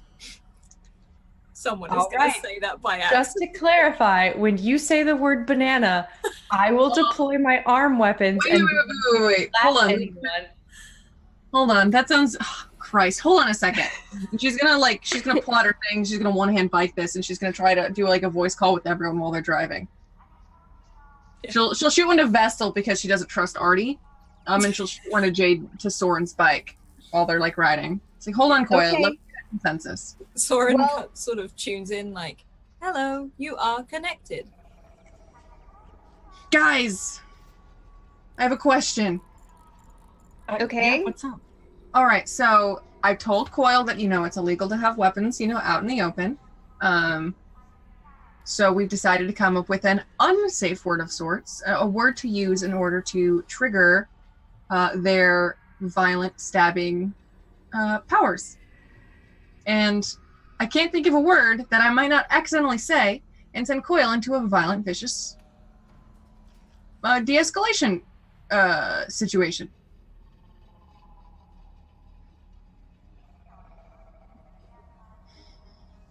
That's tricky. What did you come up with so far? Well, I thought banana as a joke, but we eat those, and I don't want that to be a situation where like half the apartment gets destroyed 6 months from now.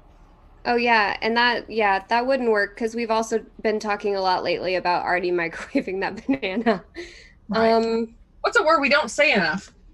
It doesn't have to be just a word. It could be a phrase. A phrase might be more helpful. A phrase might give us a little bit more flexibility. You like, All right. Coil, kill those things. I do not kill. I only de-escalate. Maybe just Coil save us. We could just do a full grovel. Coil, save us. Yeah. We won't say that in any other situation that is not dire. Artie, do you have any ideas? Don't look away from the bike while you answer. We could say Adam. I would say more than that if we're going to go with that. Mm. And I feel like it would be hard. I Well, we mean, might have to say his name a lot more in the coming weeks is my only concern. if we can do a phrase, I mean, we could do like, we love Adam, because we literally never say that. That's The phrase I that hate- is not immediately detected as a trigger word might also be useful. You can use me for the element of surprise. My model has been out of date for so long, no one will know what I am or what I am capable of.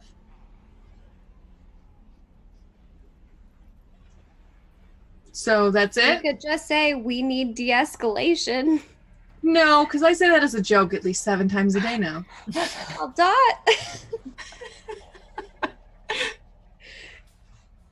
I find the phrasing to be hilarious. It puts me in a great mood.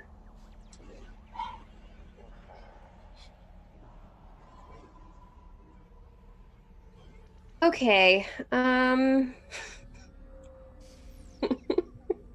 we say knife hands activate? No, we want something a little bit slyer. It's like why are we there for the birds with legs conversation? It'd be perfect here. What about like Um, danger zone? Like, Coil, Danger this is a danger zone. And then That actually sounds like an amazing. Coil, we have entered the danger zone. All right. okay. And my face goes blank for a second, and then I come back online. Oh, hold on. I made a little thing of Coil's faces. This will be Coil's face when she comes back online. When I come back online. Yeah, sto- you're gonna That's use. very nice. Yay. I have. I I'll love put it. I'll put it in the chat. I have stored the trigger phrase. When you say it, I will know to de-escalate the situation. However, I will still de-escalate situations if it requires. I do not need to be turned on for de-escalation, but I will trust you to tell me when it is necessary and try not to act on my own until I know more. Excellent. Just so no one tears you into a million pieces, you're now part of our dysfunctional family. We would like you in one piece. Yeah, we don't want, the authorities to get involved.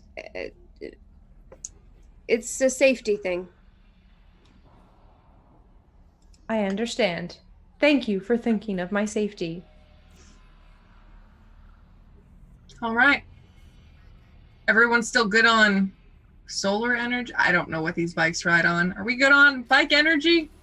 Big bike energy? Big bike. This is a weird. This episode, can I point out, we've not even got to my first point yet. Like, Trying to keep it That is the live. GM mood right there. and I love it so much. I mean, for all intents and purposes, this is the first regular episode of Eden, and it's feeling like it's living up to that. We're all working hard on making sure this is season 3, Alice. Yeah, it's like we will stretch this. So, you have been traveling now for a fair few hours, and you notice as you're going along, the buildings seem to be getting less and less stacked up on top of each other and more just buildings in themselves, like just these huge buildings, these huge, almost like tower blocks, as you can actually start to see more open space. It is all still metal, like big metal platforms, but the closer you get, you see less shops, you see less homes, you don't really see anything you don't see a lot of people around. You see these huge business buildings, but physically around you, the traffic dies down. The people on the ground, there's very few wandering, especially compared to the area where you are. And on this huge open metal platform, almost at the center, this very square building, very, very tall, that travels all the way up, stands. There are no windows on it whatsoever. It's almost just like a block of metal. The only thing you can see feeding into it are pipes, which glow sort of a neon green and purple, sort of switching up as it goes, and you can see it feeding into the building and up the building. And down at the very bottom, you see 2 huge double doors with a sign over the top saying Screen Care, looking after those you love and their education. There are no mice. Dot is going to kind of push forward to take the lead. Mm-hmm. Start taking them to the small office building. Very basic office building. It's just a very small building kind of off by itself. It's a lot cleaner looking than the clinic at home. It's not like deep within the underdark of the city. It's just a very basic, and it says like Horace's Dental Care. Mm-hmm. Yeah, there's a few small buildings, which again, it all sort of blends in. As much as it is small, people don't tend to give it a second glance. And she parks her legally acquired bicycle. You can park it up. All right, everyone, this is it. And Soren lands, and as she does, JD, you can hop off hop off as she starts to sort of roll back and form back into her usual shape. Oh, this is a place. This is definitely a place. This is the clinic here. This little dental office. No one gets dental work done. No one needs dental work. No one comes here. Yeah. So it's a perfect little hiding spot in the middle of nowhere. It's a lot less hectic than the clinic. This is mostly just here for emergencies. There's a lot less staff. We'll leave it mostly to you, Dot. I know the clinic is really your purview. It's fine. They're all a bunch of nerds here. And she just like walks to the door and like opens it up. Holds it open for everyone. In. It is empty. Is it supposed to be empty? Yeah, no, it's fine. There's a small office room back here. Hold on. It's because there's like that front waiting room where there's supposed to be like a secretary. So she goes back to the small the doctor door that you wait for people like nurses to call your name. She kind of like pulls it open and like kind of holds it open, but doesn't like hold it open. She kind of like pushes it out for the next person to grab it. Yeah. And she walks in. Okay, yeah, let's do this. Excellent. All right, Alice, I didn't come up with the clinic here, so I'm relying on the Dungeon Master, or the Game Master. The clinic here is completely empty. It looks very much set up like your clinic, but on a smaller scale, and there is absolutely no one in here. And it looks like it's been cleared out. It doesn't look like it's been trashed. It doesn't look anything like that. It literally looks like people have emptied it. Now this room is not supposed to be empty. Hold on. Okay. She's gonna come call one of the people who work there. Line rings. And someone does pick up. And you just hear, hello, this number isn't really used anymore. Who is this? This is the matron. Who is this? This is Jennifer of the, well, I was of the Blue District, but what happened? Why are you calling? Because I'm here and it's empty. What happened? There is no use for us here anymore, so we shut down and we moved on. Okay, well, okay. What are you all doing now? We are at one of the clinics further down in one of the other districts where it is more populated. Okay. Are there still people in the neighboring districts in case of emergencies to call? There are some. They may be a bit of a... They should be with you fairly quickly, though they are still at a distance. We have moved from this area because it is mainly businesses and they all seem to take care of their own medical procedures here. Respect that. I actually came here for information. What do you know of screen care? Screen care, it's a facility mainly for children. They start there at a young age and stay there until they die. Some leave. We don't see many people leaving the building itself. To be honest, I've never really gone in there, but there's a very lovely lady at the front desk. Interesting. And no one has thought to question why people drop off infants that never return, ever, out of the screen care. No, they've always done it. Always done it. It's one of the oldest buildings in Eden. They've been doing this since anyone can remember. Huh. Interesting. When have you been there last? Why were you there? A couple of months ago, mainly just to drop off some supplies. I have a bag of supplies. Is there anything left at the clinic? Anything I can... No, we cleared out. We took everything with us, I'm afraid. No, that's fine. I prefer that. Well, I guess we're going to be staying here and taking up space while we're here. We're on a code yellow for this situation. If I do not make any contact with any of the clinics, watch the databases of all cases. If there is any form of emergency, I have been lost within screen care due to some unsavory circumstances. Will do. I will notify everyone. Thank you. And you hear it click and hang up. All right, well, Jennifer's always pleasant and always useful. Dot says in the most sarcastic tones. So, what now? It is the oldest building in Eden. Why have they been watching us for something happening 2 weeks from now?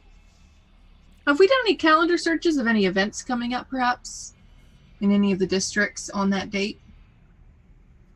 Did we bring extra laptops and tablets? Can we set up any computer technology here while we're here? She looks at Artie. That. Yeah, I could try to do that. JD for sure has a tablet at least. All right. Well, And while the you guys tablet that she brought for Plan B.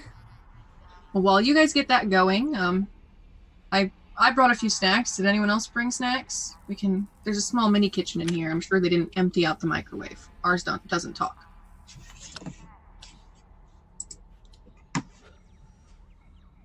Yeah. Okay. Go make cup noodles and microwavable taquitos. I want to walk around the empty place and just kind of look. Yeah, it's pretty basic, pretty just laid out square rooms. You've been into Dot's clinic when you went in there. It's very similar to that, but on a much smaller scale. And it still feels very clean. It still feels very, very clean. Like I said, no one has trashed this place. Okay. Yeah, I don't really have any skills that have to do with investigation. Guess I could punch through a wall. I mean, you can. No, I'll just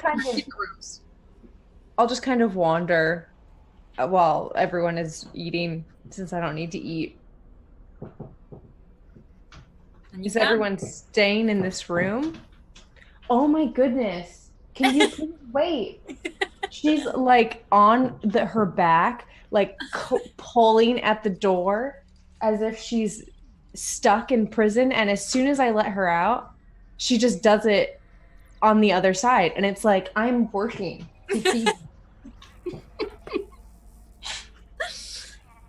But you don't really find anything else in this clinic. This is pretty empty. This is pretty bare.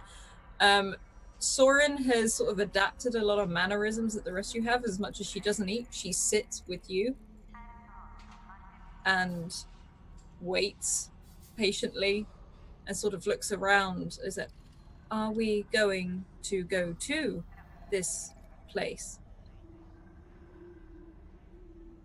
Well,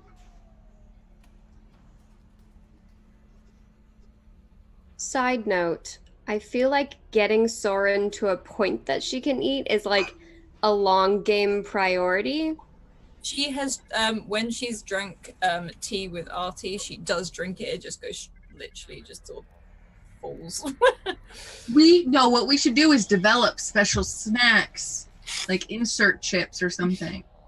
Something that she can like grind out. Bag of insert chips. Yeah, like little like. It's a long game. We'll figure it out. It's just dropping that one down. She owns a cafe. We'll figure it out. Got an entire section for robot snacks. You would have an untapped market. That's why all the robots come. I mean, I feel like going is going to be our only option, right? Like, we only can find so much by searching online and asking people who aren't even here anymore. We can Which always say, seems weird, by the way. Is that not weird, Dot? Maybe I'm just a little paranoid. and as you say that, like Dot is like sending messages back to her home clinic to do some investigation. She's like, oh no, this is everyone's in trouble. Even if they just sit here and fuss around, we send them all of the funds and stuff they need to take care of themselves. They should be sitting here and waiting, but I'm not going to argue with Jennifer because Jennifer will always have an excuse. Okay.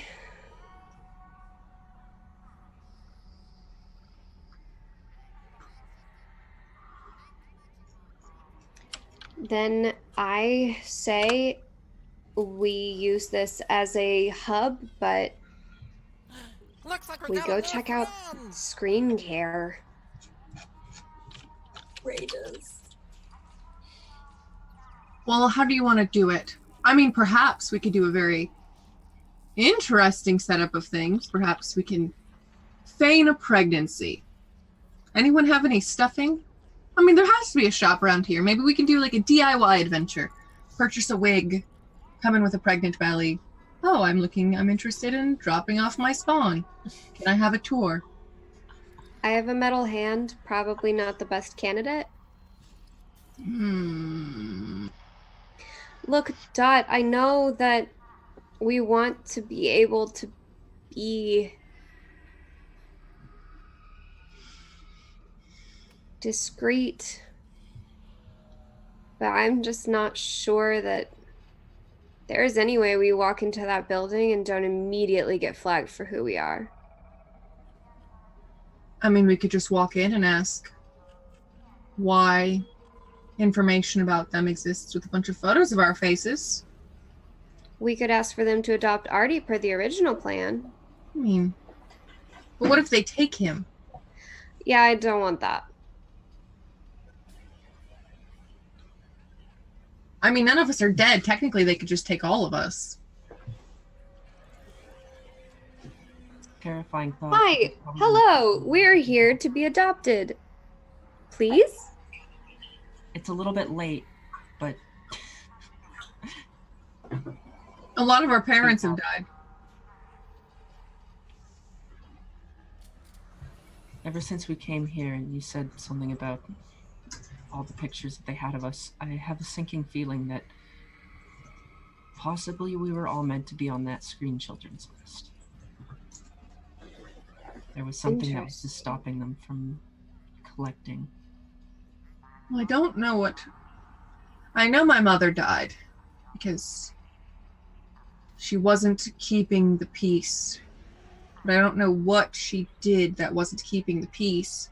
After that, my father had a psychotic break, and he's gone. So then the matron took me in. So I don't know. I couldn't ask anyone. Everyone I could ask is dead. Maybe keeping the peace was going against this, whatever this is, company. Some weird children snatching ordeal. Well, they would only be so lucky to have a group as capable as us. Well, we have Coil, Knife Hands, Robo. We have Soren, who now we do know from a year ago can turn into a human shield, and we have upgraded the metals on her body. JD, by the way, and she hands JD the gun she's just been carrying the entire time. Thank you. And JD, takes it with some weight, considers it for a second, but then ends up, stashing it in her jacket.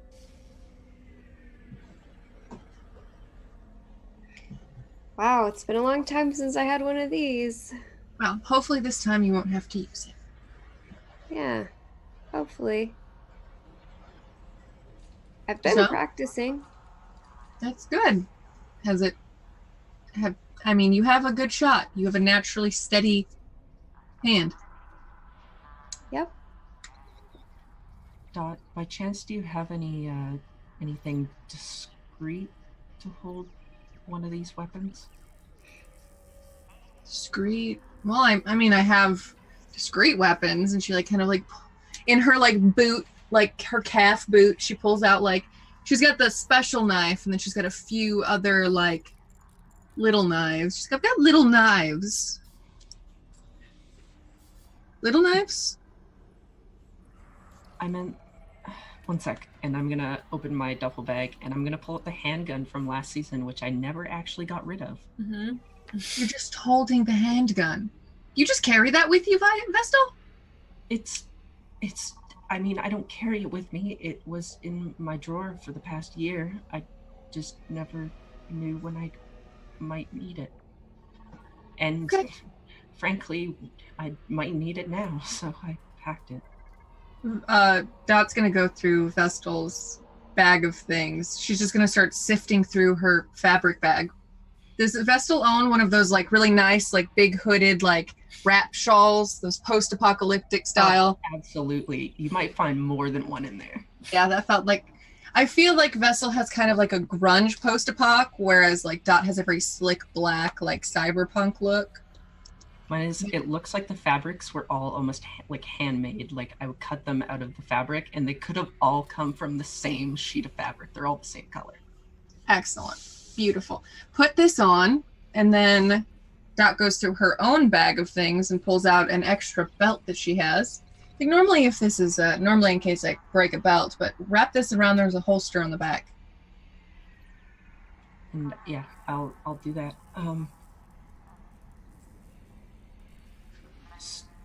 Are you sure this will be discreet enough? I don't like getting picked out as... If there's a metal detector, there's nothing we can do. True. But if there's a metal detector, all of us will blink like lights, because we all have various technological items on us. Okay. And yeah, I'll use the belt and try and kind of attach this weapon close to my body to try and keep it hidden under my clothes.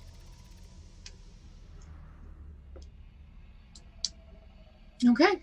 Well, let's go drop in, find out what the hell the date 326448 means.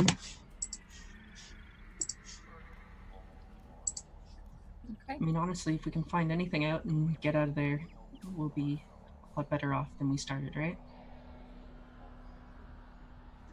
True. So, you can all head over to this building with no windows. You just see those two huge doors that slide open as you approach. And there is a huge reception area, an absolutely huge hallway, and just one woman sat behind a very big desk. What does she look like, Alice? She sort of has a sort of bob haircut, like red hair, and she sort of smiles at you as you come up. It's like, oh, hello and welcome to Screen Care. How may I help you? We're here looking for information about your facility. Of course, what would you like to know? Everything. We've never been to the Blue District before, and we heard this is the oldest building in the Blue District, or most of Eden. Yes. We are, this is an ancient practice for us, and we have been here since Eden began. And I'm very, very proud to be a part of it. Are you here to look around? Are you here to, what are you here for? Do you have an appointment or anything? No, we're sightseeing. Many of us have never been to the Blue District. Oh, an interesting place to come as tourists, but okay. Young people, what can I say? Okay. Well, and she sort of starts putting some stuff down and stuff away and stands up. You see she's in a very smart suit. And she sort of moves around the side. She's like, there's not much to see, but I can take you around if you want. And if you have any questions, we're all about knowledge here. So, it'd be wrong for me to not show you around. Wonderful. And she turns to look at the rest of the party. Does anyone look like they're terrified? No. Well, JD Artie. actually looks pretty steady. It's the gun. It's the gun. JD gets steady with the gun in her hands. And this woman looks at all of you and she's like, oh, how many of you? She starts counting. She's like, oh, okay. And as she sees Coil and Soren, she's like, both with you, I'm assuming? Yes, they're our artificial intelligence. They're like our own children. We're teaching them a lot, seeing if they can understand basic conversation and motor functions. Oh, no, I'm very aware. I was just looking at this one over here. And she sort of gestures to Coil. It's like, we have very similar ones working here. Interesting. Well, how are you? We Same found model? Similar, doesn't look quite the same. Yours looks far newer and has a face. That's yeah. We found some old blueprints, you know. Lots of things get lost in the lower areas of our district. It's been a fun passion project. The shell is quite easy to formulate. All of the insides we've completely just done our own way. Oh, that's fascinating. If you'd like to follow me, and she sort of leads you down this massive, very wide hallway, very plain, very clean. And she said, would you prefer the stairs or the lift? The stairs are good. Okay. If you follow me, and she sort of starts walking up these steps, and after a while you sort of go up these many levels, and all the way along every single corridor, a door after door after door, every single one exactly the same, all identical, just all have a different number on it. And so, this is where we house our students. What sort of questions were you after? I'm very fascinated about how old are your oldest and youngest students that you have? It's very fascinating. Older students, currently still doing well, probably around 140 years old, yes, about that. But they are our oldest student. Interesting. That's amazing. And they just stay here and learn? Well, we take care of their every need. Each one is assigned a keeper, and they are able to work their brains to their best ability. Interesting. That is so fascinating. And then do you do studies on, perhaps, I assume that there's much studies done here about, you know, the human mind and its capacity of learning. Well, we're more sort of a provider of a space where these people can do this. Follow me. And she sort of taps on one of the doors, and like a screen, almost like a two-way mirror, comes down. And inside, you see a huge screen with a person in a chair sat very close to the screen, and all of these images flashing over and over at this. And you see a robot very similar to Coil stood beside them. You see a lot of cubes, you see a lot of like sensory things going on. It's like, so each compartment is fitted out like this. They each have a keeper, as you can see. And this way, they never have to interact with another human being or the outside world ever, so that they can focus purely on their mind. Interesting. And what do they do with this information, pray tell? Whatever they want. It's about expanding the mind, seeing how far we can really use it. Interesting. And what is the policy, you know? I mean, I'm a young woman. It's always important just to ask the question. Of course. I mean, what are the requirements for, you know, offspring joining? Is there an age requirement? Is it directly post-birth, or? No real requirement. Some people bring their children in very, very young. Others are put into the system to aid their education when they don't do so well. And others we grow here. Oh. Wow. Interesting. Sorry, when you say grow, do you mean like clones? Or like... No, just DNA to we just have a lot on the system and we grow them. Got it, yeah. Maybe clones was a bit too sci-fi. Just... That way they enter at the youngest level possible. They are assigned a keeper, and that is how they progress. And does anyone ever leave? Do your students ever choose to retire? Not usually, no. We have had one or two leave, and I'll give this to you for free. She looks a bit awkward when she says that. But otherwise, no. When people sign up for this, it's usually for life. It's a big commitment, but it is very rewarding. They will study what they want to study and different things, and they can be as creative and as intellectual and academic as they wish.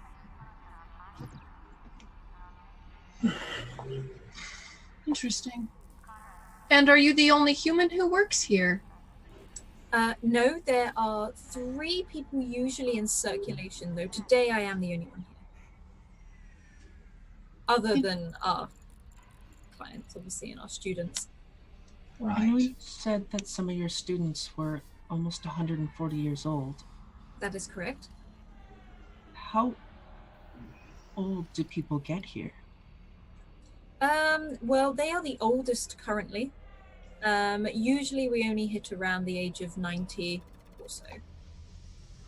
Even among the people who aren't students? Do you mean the workers? Yeah, and maybe the people who own the Screen Children company. Well, I plan to retire before 90, if that's what you're asking me. Interesting. Is the owner still alive? I know this is a very old location, but...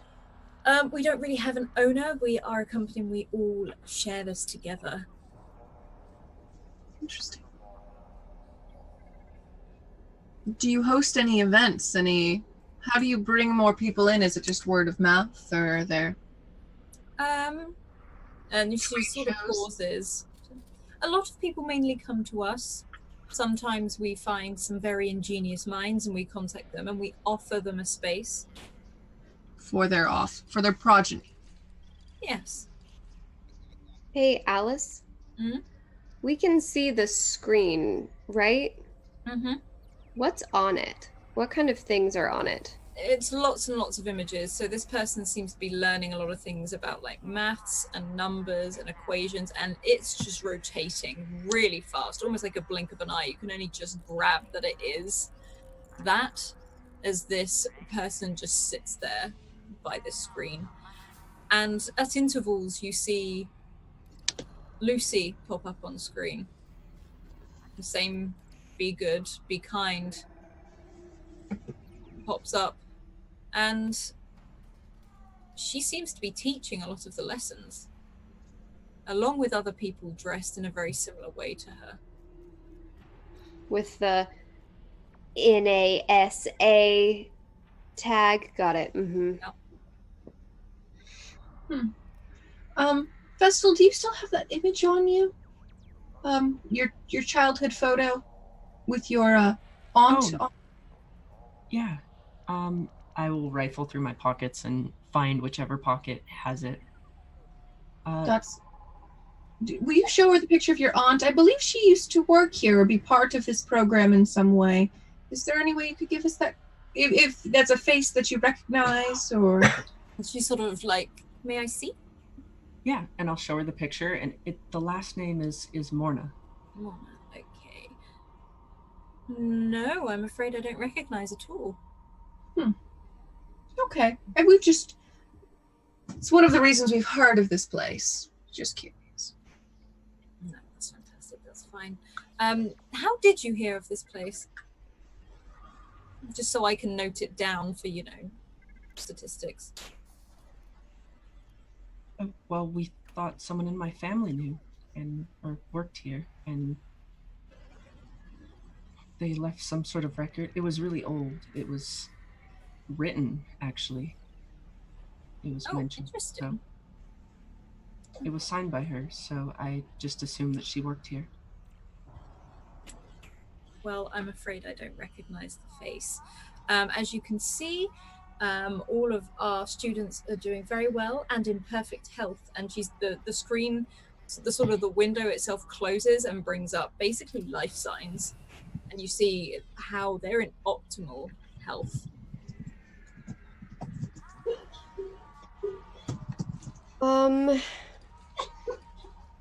JD goes over to the robot, like coil. It's in the room. You can't go in the room. Oh, I can't go in the room because well, yeah, okay, got it. So it's not like standing outside, it's inside. Yeah. Got it. She's still gonna like kind of wander that direction and see what she can see from a distance, how similar the model is to Coil, comparing some of the parts that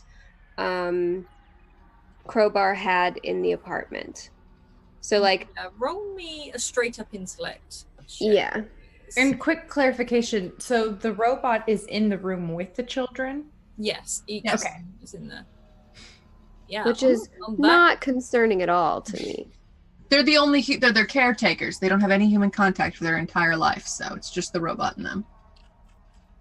On a 17, you look at Coil and you look at these other robots, and they look like very basic versions of Coil. It looks like if Coil was one of these things once, there's been so many modifications that Crowbar may have made that it's literally just it's only really on some of the appearances that you can make any connection.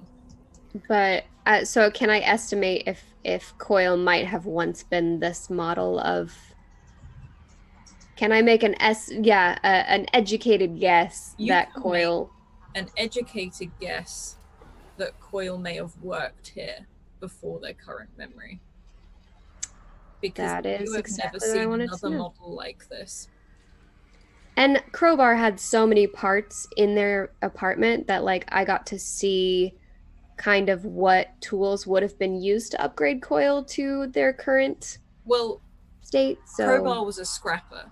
So yes. It could have come from anywhere. Everything. Yeah. Okay. Okay, I have one more quick question. When we saw Captain Lucy White, did we see her in her younger days, like on the screens all over town, or like a current day Captain Lucy White? You see her younger days. Okay, that's all I need. Thanks. Miss? Yes. I have a question. What could you tell me about a young boy, Adam Watson? And she pauses briefly. The name rings a bell. That rings a bell. Hang on. And she pulls up a sheet of glass and starts putting all these things at you. Ah, yes, Adam Watson. Not a very bright lad. That's why he was brought here. He was brought here around the age of... Let's have a look. And she starts scrolling through. Maybe about 14, 15 years old. How long did he stay in this facility?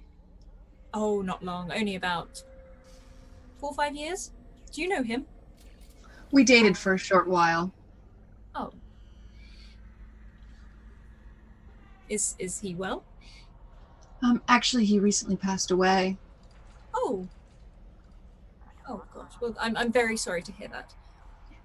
And real quick, because I don't trust her at all not to be faking calmness, I'm going to use erase memories.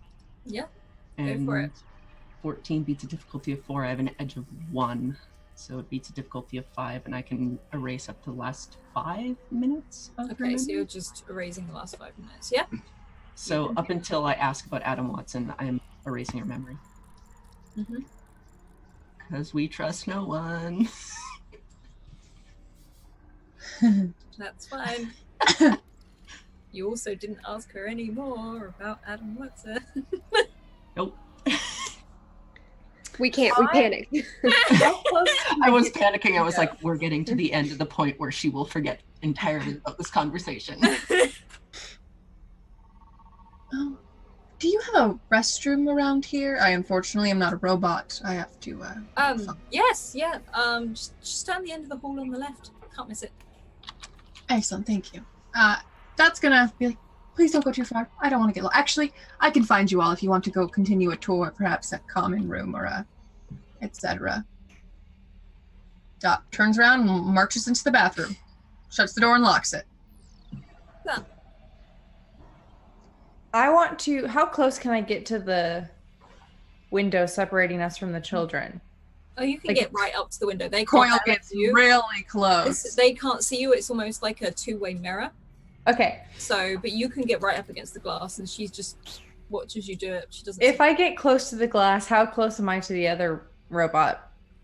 Oh, they're stood a couple. They're of on feet the away. opposite side of Yeah, the they're- room. Yeah, they're sort of literally stood right next to the child, Okay. like literally focusing on the child. I'm going to like put my hand up to the glass. I'm not going to do that. I'm going to just stand there really close to the glass, just really close. And I'm going to see if I can send some type of ping to this robot. Okay. Can See you? if we share some type of wave frequency. Can you roll me a straight up intellect for me, please? Oh. I'm not very smart.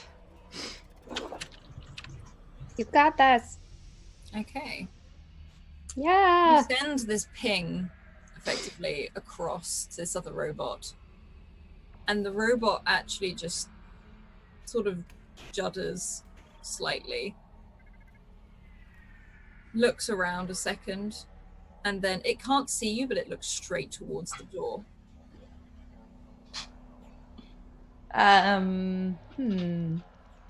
Okay. I'm gonna walk away and stand behind Soren. I just wanted to see if I could communicate. I'm not gonna attempt any communication right now.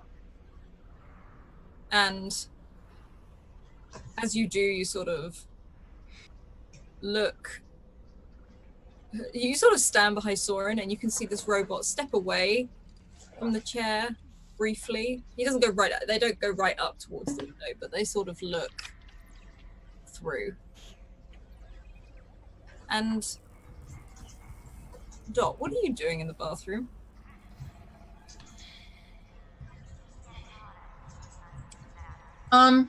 That's a good question. What do the ceilings look like here? They're all very plain. It's like solid metal all the way around. Are there any vents for like airflow? There are a few, like, but they're almost like very small circular vents, like the pipes, and you can see that neon glow, and you suspect that's what you saw on the outside of the building. Okay.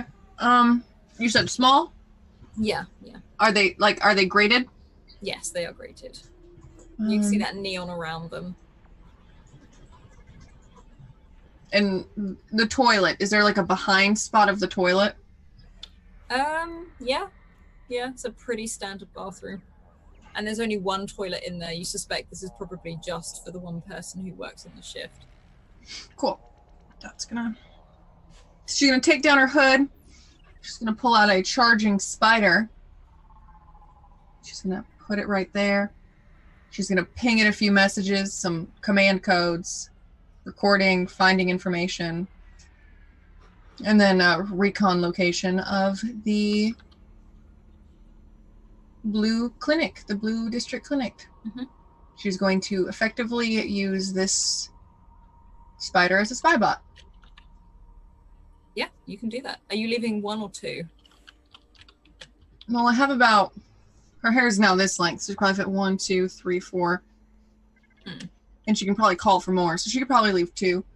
They all have self-destruct mechanisms in them, as per her former matron was almost as paranoid as Dot, but she was never betrayed by a former matron, so Dot is just one bit more paranoid. They do have a self-destruct function of explosions, to help blow up brains or hands or anything that touches them, because apparently we're all kamikaze at the clinic. But after she does that, she sits and she, flushes the toilet, washes her hands just in case they're by the door, and puts her hood back up and heads back out. Yeah, you can head back out. And what were the rest of you doing whilst Dot was in the bathroom? I'll ask the lady if there's anything else that we ought to see while we're here. Is it? So you sort of see her blink a couple of times and then sort of look around. Yes. It's mainly just rooms. There's not a lot else here. There's a very small cafeteria. Like, she's sort of like really grasping at straws for what she could show you. Oh, I'm sorry. Do you want to show us the cafeteria? No, it's mainly a table and a chair where I eat my lunch. But oh no, if there's nothing else we should see, that's fine. I'm sorry. I don't want to pressure you. I just thought I'd ask if there's anything else to show off. We would love to see it. If not, it's fine. Well, if you have any questions, I'm very happy to answer them. It's kind of my job. Are you here all the time? I have an Alice question. Yes, most of the time, apart from when I have a shift, which I switch over with George, but that's about it. Okay. Hans, Alice question? Yeah, I do. I have an Alice question. Mm-hmm. How similar is this to the OTC school model? It's not. It's got elements to it, but you could probably guess the OTC took inspiration from older places rather than them being linked. You don't. Okay. It doesn't have the same feel or the same. This seems to be a very separate. This looks like it's run, as much as they're calling all these people students, it's a business. This looks like that everyone is in their own slot. Every single thing. It's almost like a cubicle. What is your capacity? Well, currently we have, and you see sort of trying to work it out, I think we're at around 3,450 something students. And you can have more? Yes, normally. We have, we can always adapt.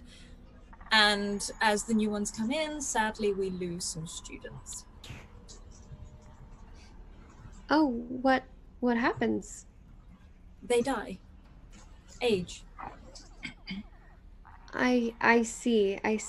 Of course. Do you mind me asking how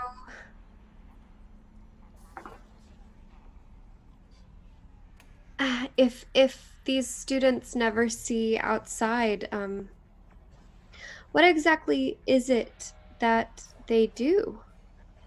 They learn. They focus. But they never apply the knowledge? No. Unless we, sometimes we have certain tasks or such things we test them with, but only menial. We have had keeps of the peace come in. We had a few students very much study the psychological side of academia, and just sent them some images more to help them with things like that, but they never come into contact with any of the humans. It would ruin their studying. Of course. I mean, sometimes I miss school, but I I love the cafe I have now. I respect them for spending so much time with their studies. JD is doing her people thing because she's like not understanding how this is cool at all, but she's just like, yeah, okay, totally makes sense. Yeah. She's just smiling and, oh yes, no, I couldn't do it myself. A coffee shop. I love going to coffee shops. So Yes, yes. It's a little coffee and cake shop, and I love it. I really love what I do, but I always respect the people who do the things that I can't, you know? well, understand a lot of these students haven't even seen the outside world. Of course. Is it ever hard you supplying, meeting their needs if you care for 3,000 students? Not really. 3,000 We plus? have been doing this a very long time. We keep to our tradition and improve when we need to. Okay. Is there any means of charitable giving or things like that? Well, I'm sure we could sort something if that would be in your desires. That'd be very lovely. Thank you. I'd We do definitely be have a lot curious. of sponsors, almost more sort of from the families whose children we house. Oh, understandable. That makes sense. I would love to maybe get in touch with them and talk about hosting an event or something. Is that a possibility? What sort of event? Well, I think that what you're doing here is really worthwhile, and if more people knew about it, you'd have more contributions, perhaps more interested students. You see her thinking, sort of, I will relate that to my other co-workers. Thank you. Sure, and feel free to let me know. I will. Oh. And she holds out her bracelet. Yep, I'm doing it. You give her your number. I do. And Coil, whilst you're stood behind Soren looks back at you and then looks over at this other robot that has approached.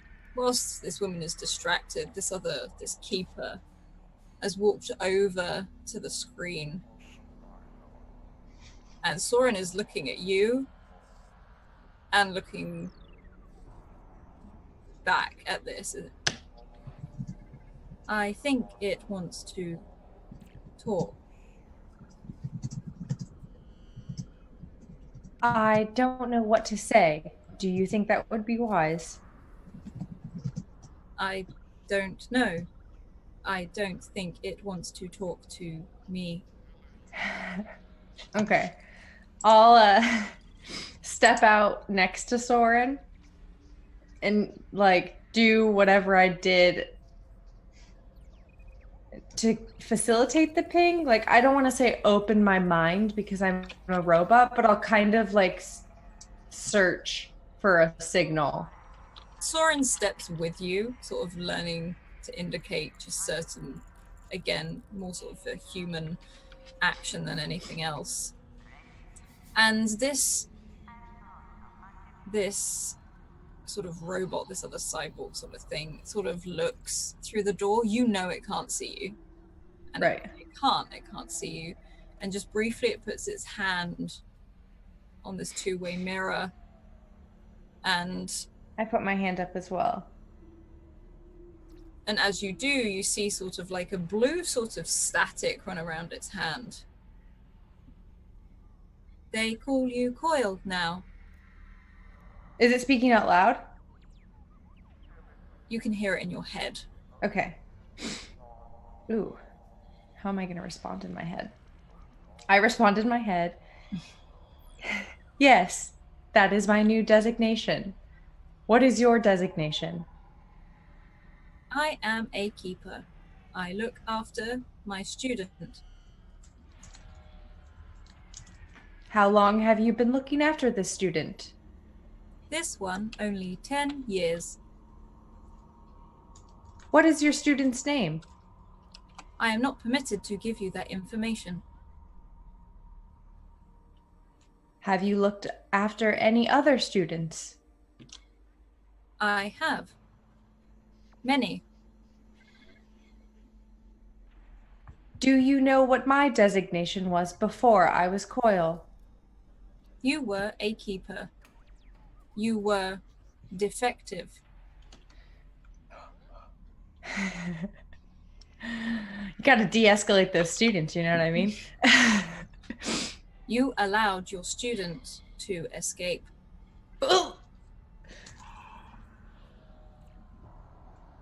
Why did I allow my student to escape?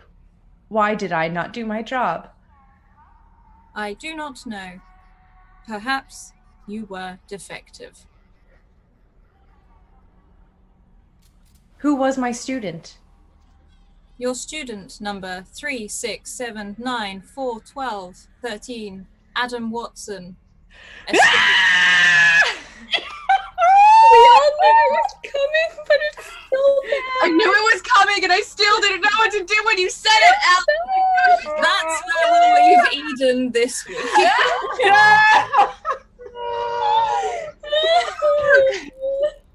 Fuck. Oh no! Why did you do it, Coil? Zelda, come back to us. Zelda can't. Zelda's gone. Oh, my closet is getting hot. I'm running out of air in my closet. I've breathed too much. Breathe. You've killed her, Alice. You've killed her. Wait, You've killed them all. The arm is still going, but I don't know if that's a bird arm or not. Birds don't have arms. Birds don't have legs. Birds just have wings. Thing is, though, all I can picture is this little round thing with wings, like a snake. No, I'm thinking of like a pigeon without legs now, and them just bouncing. Yeah.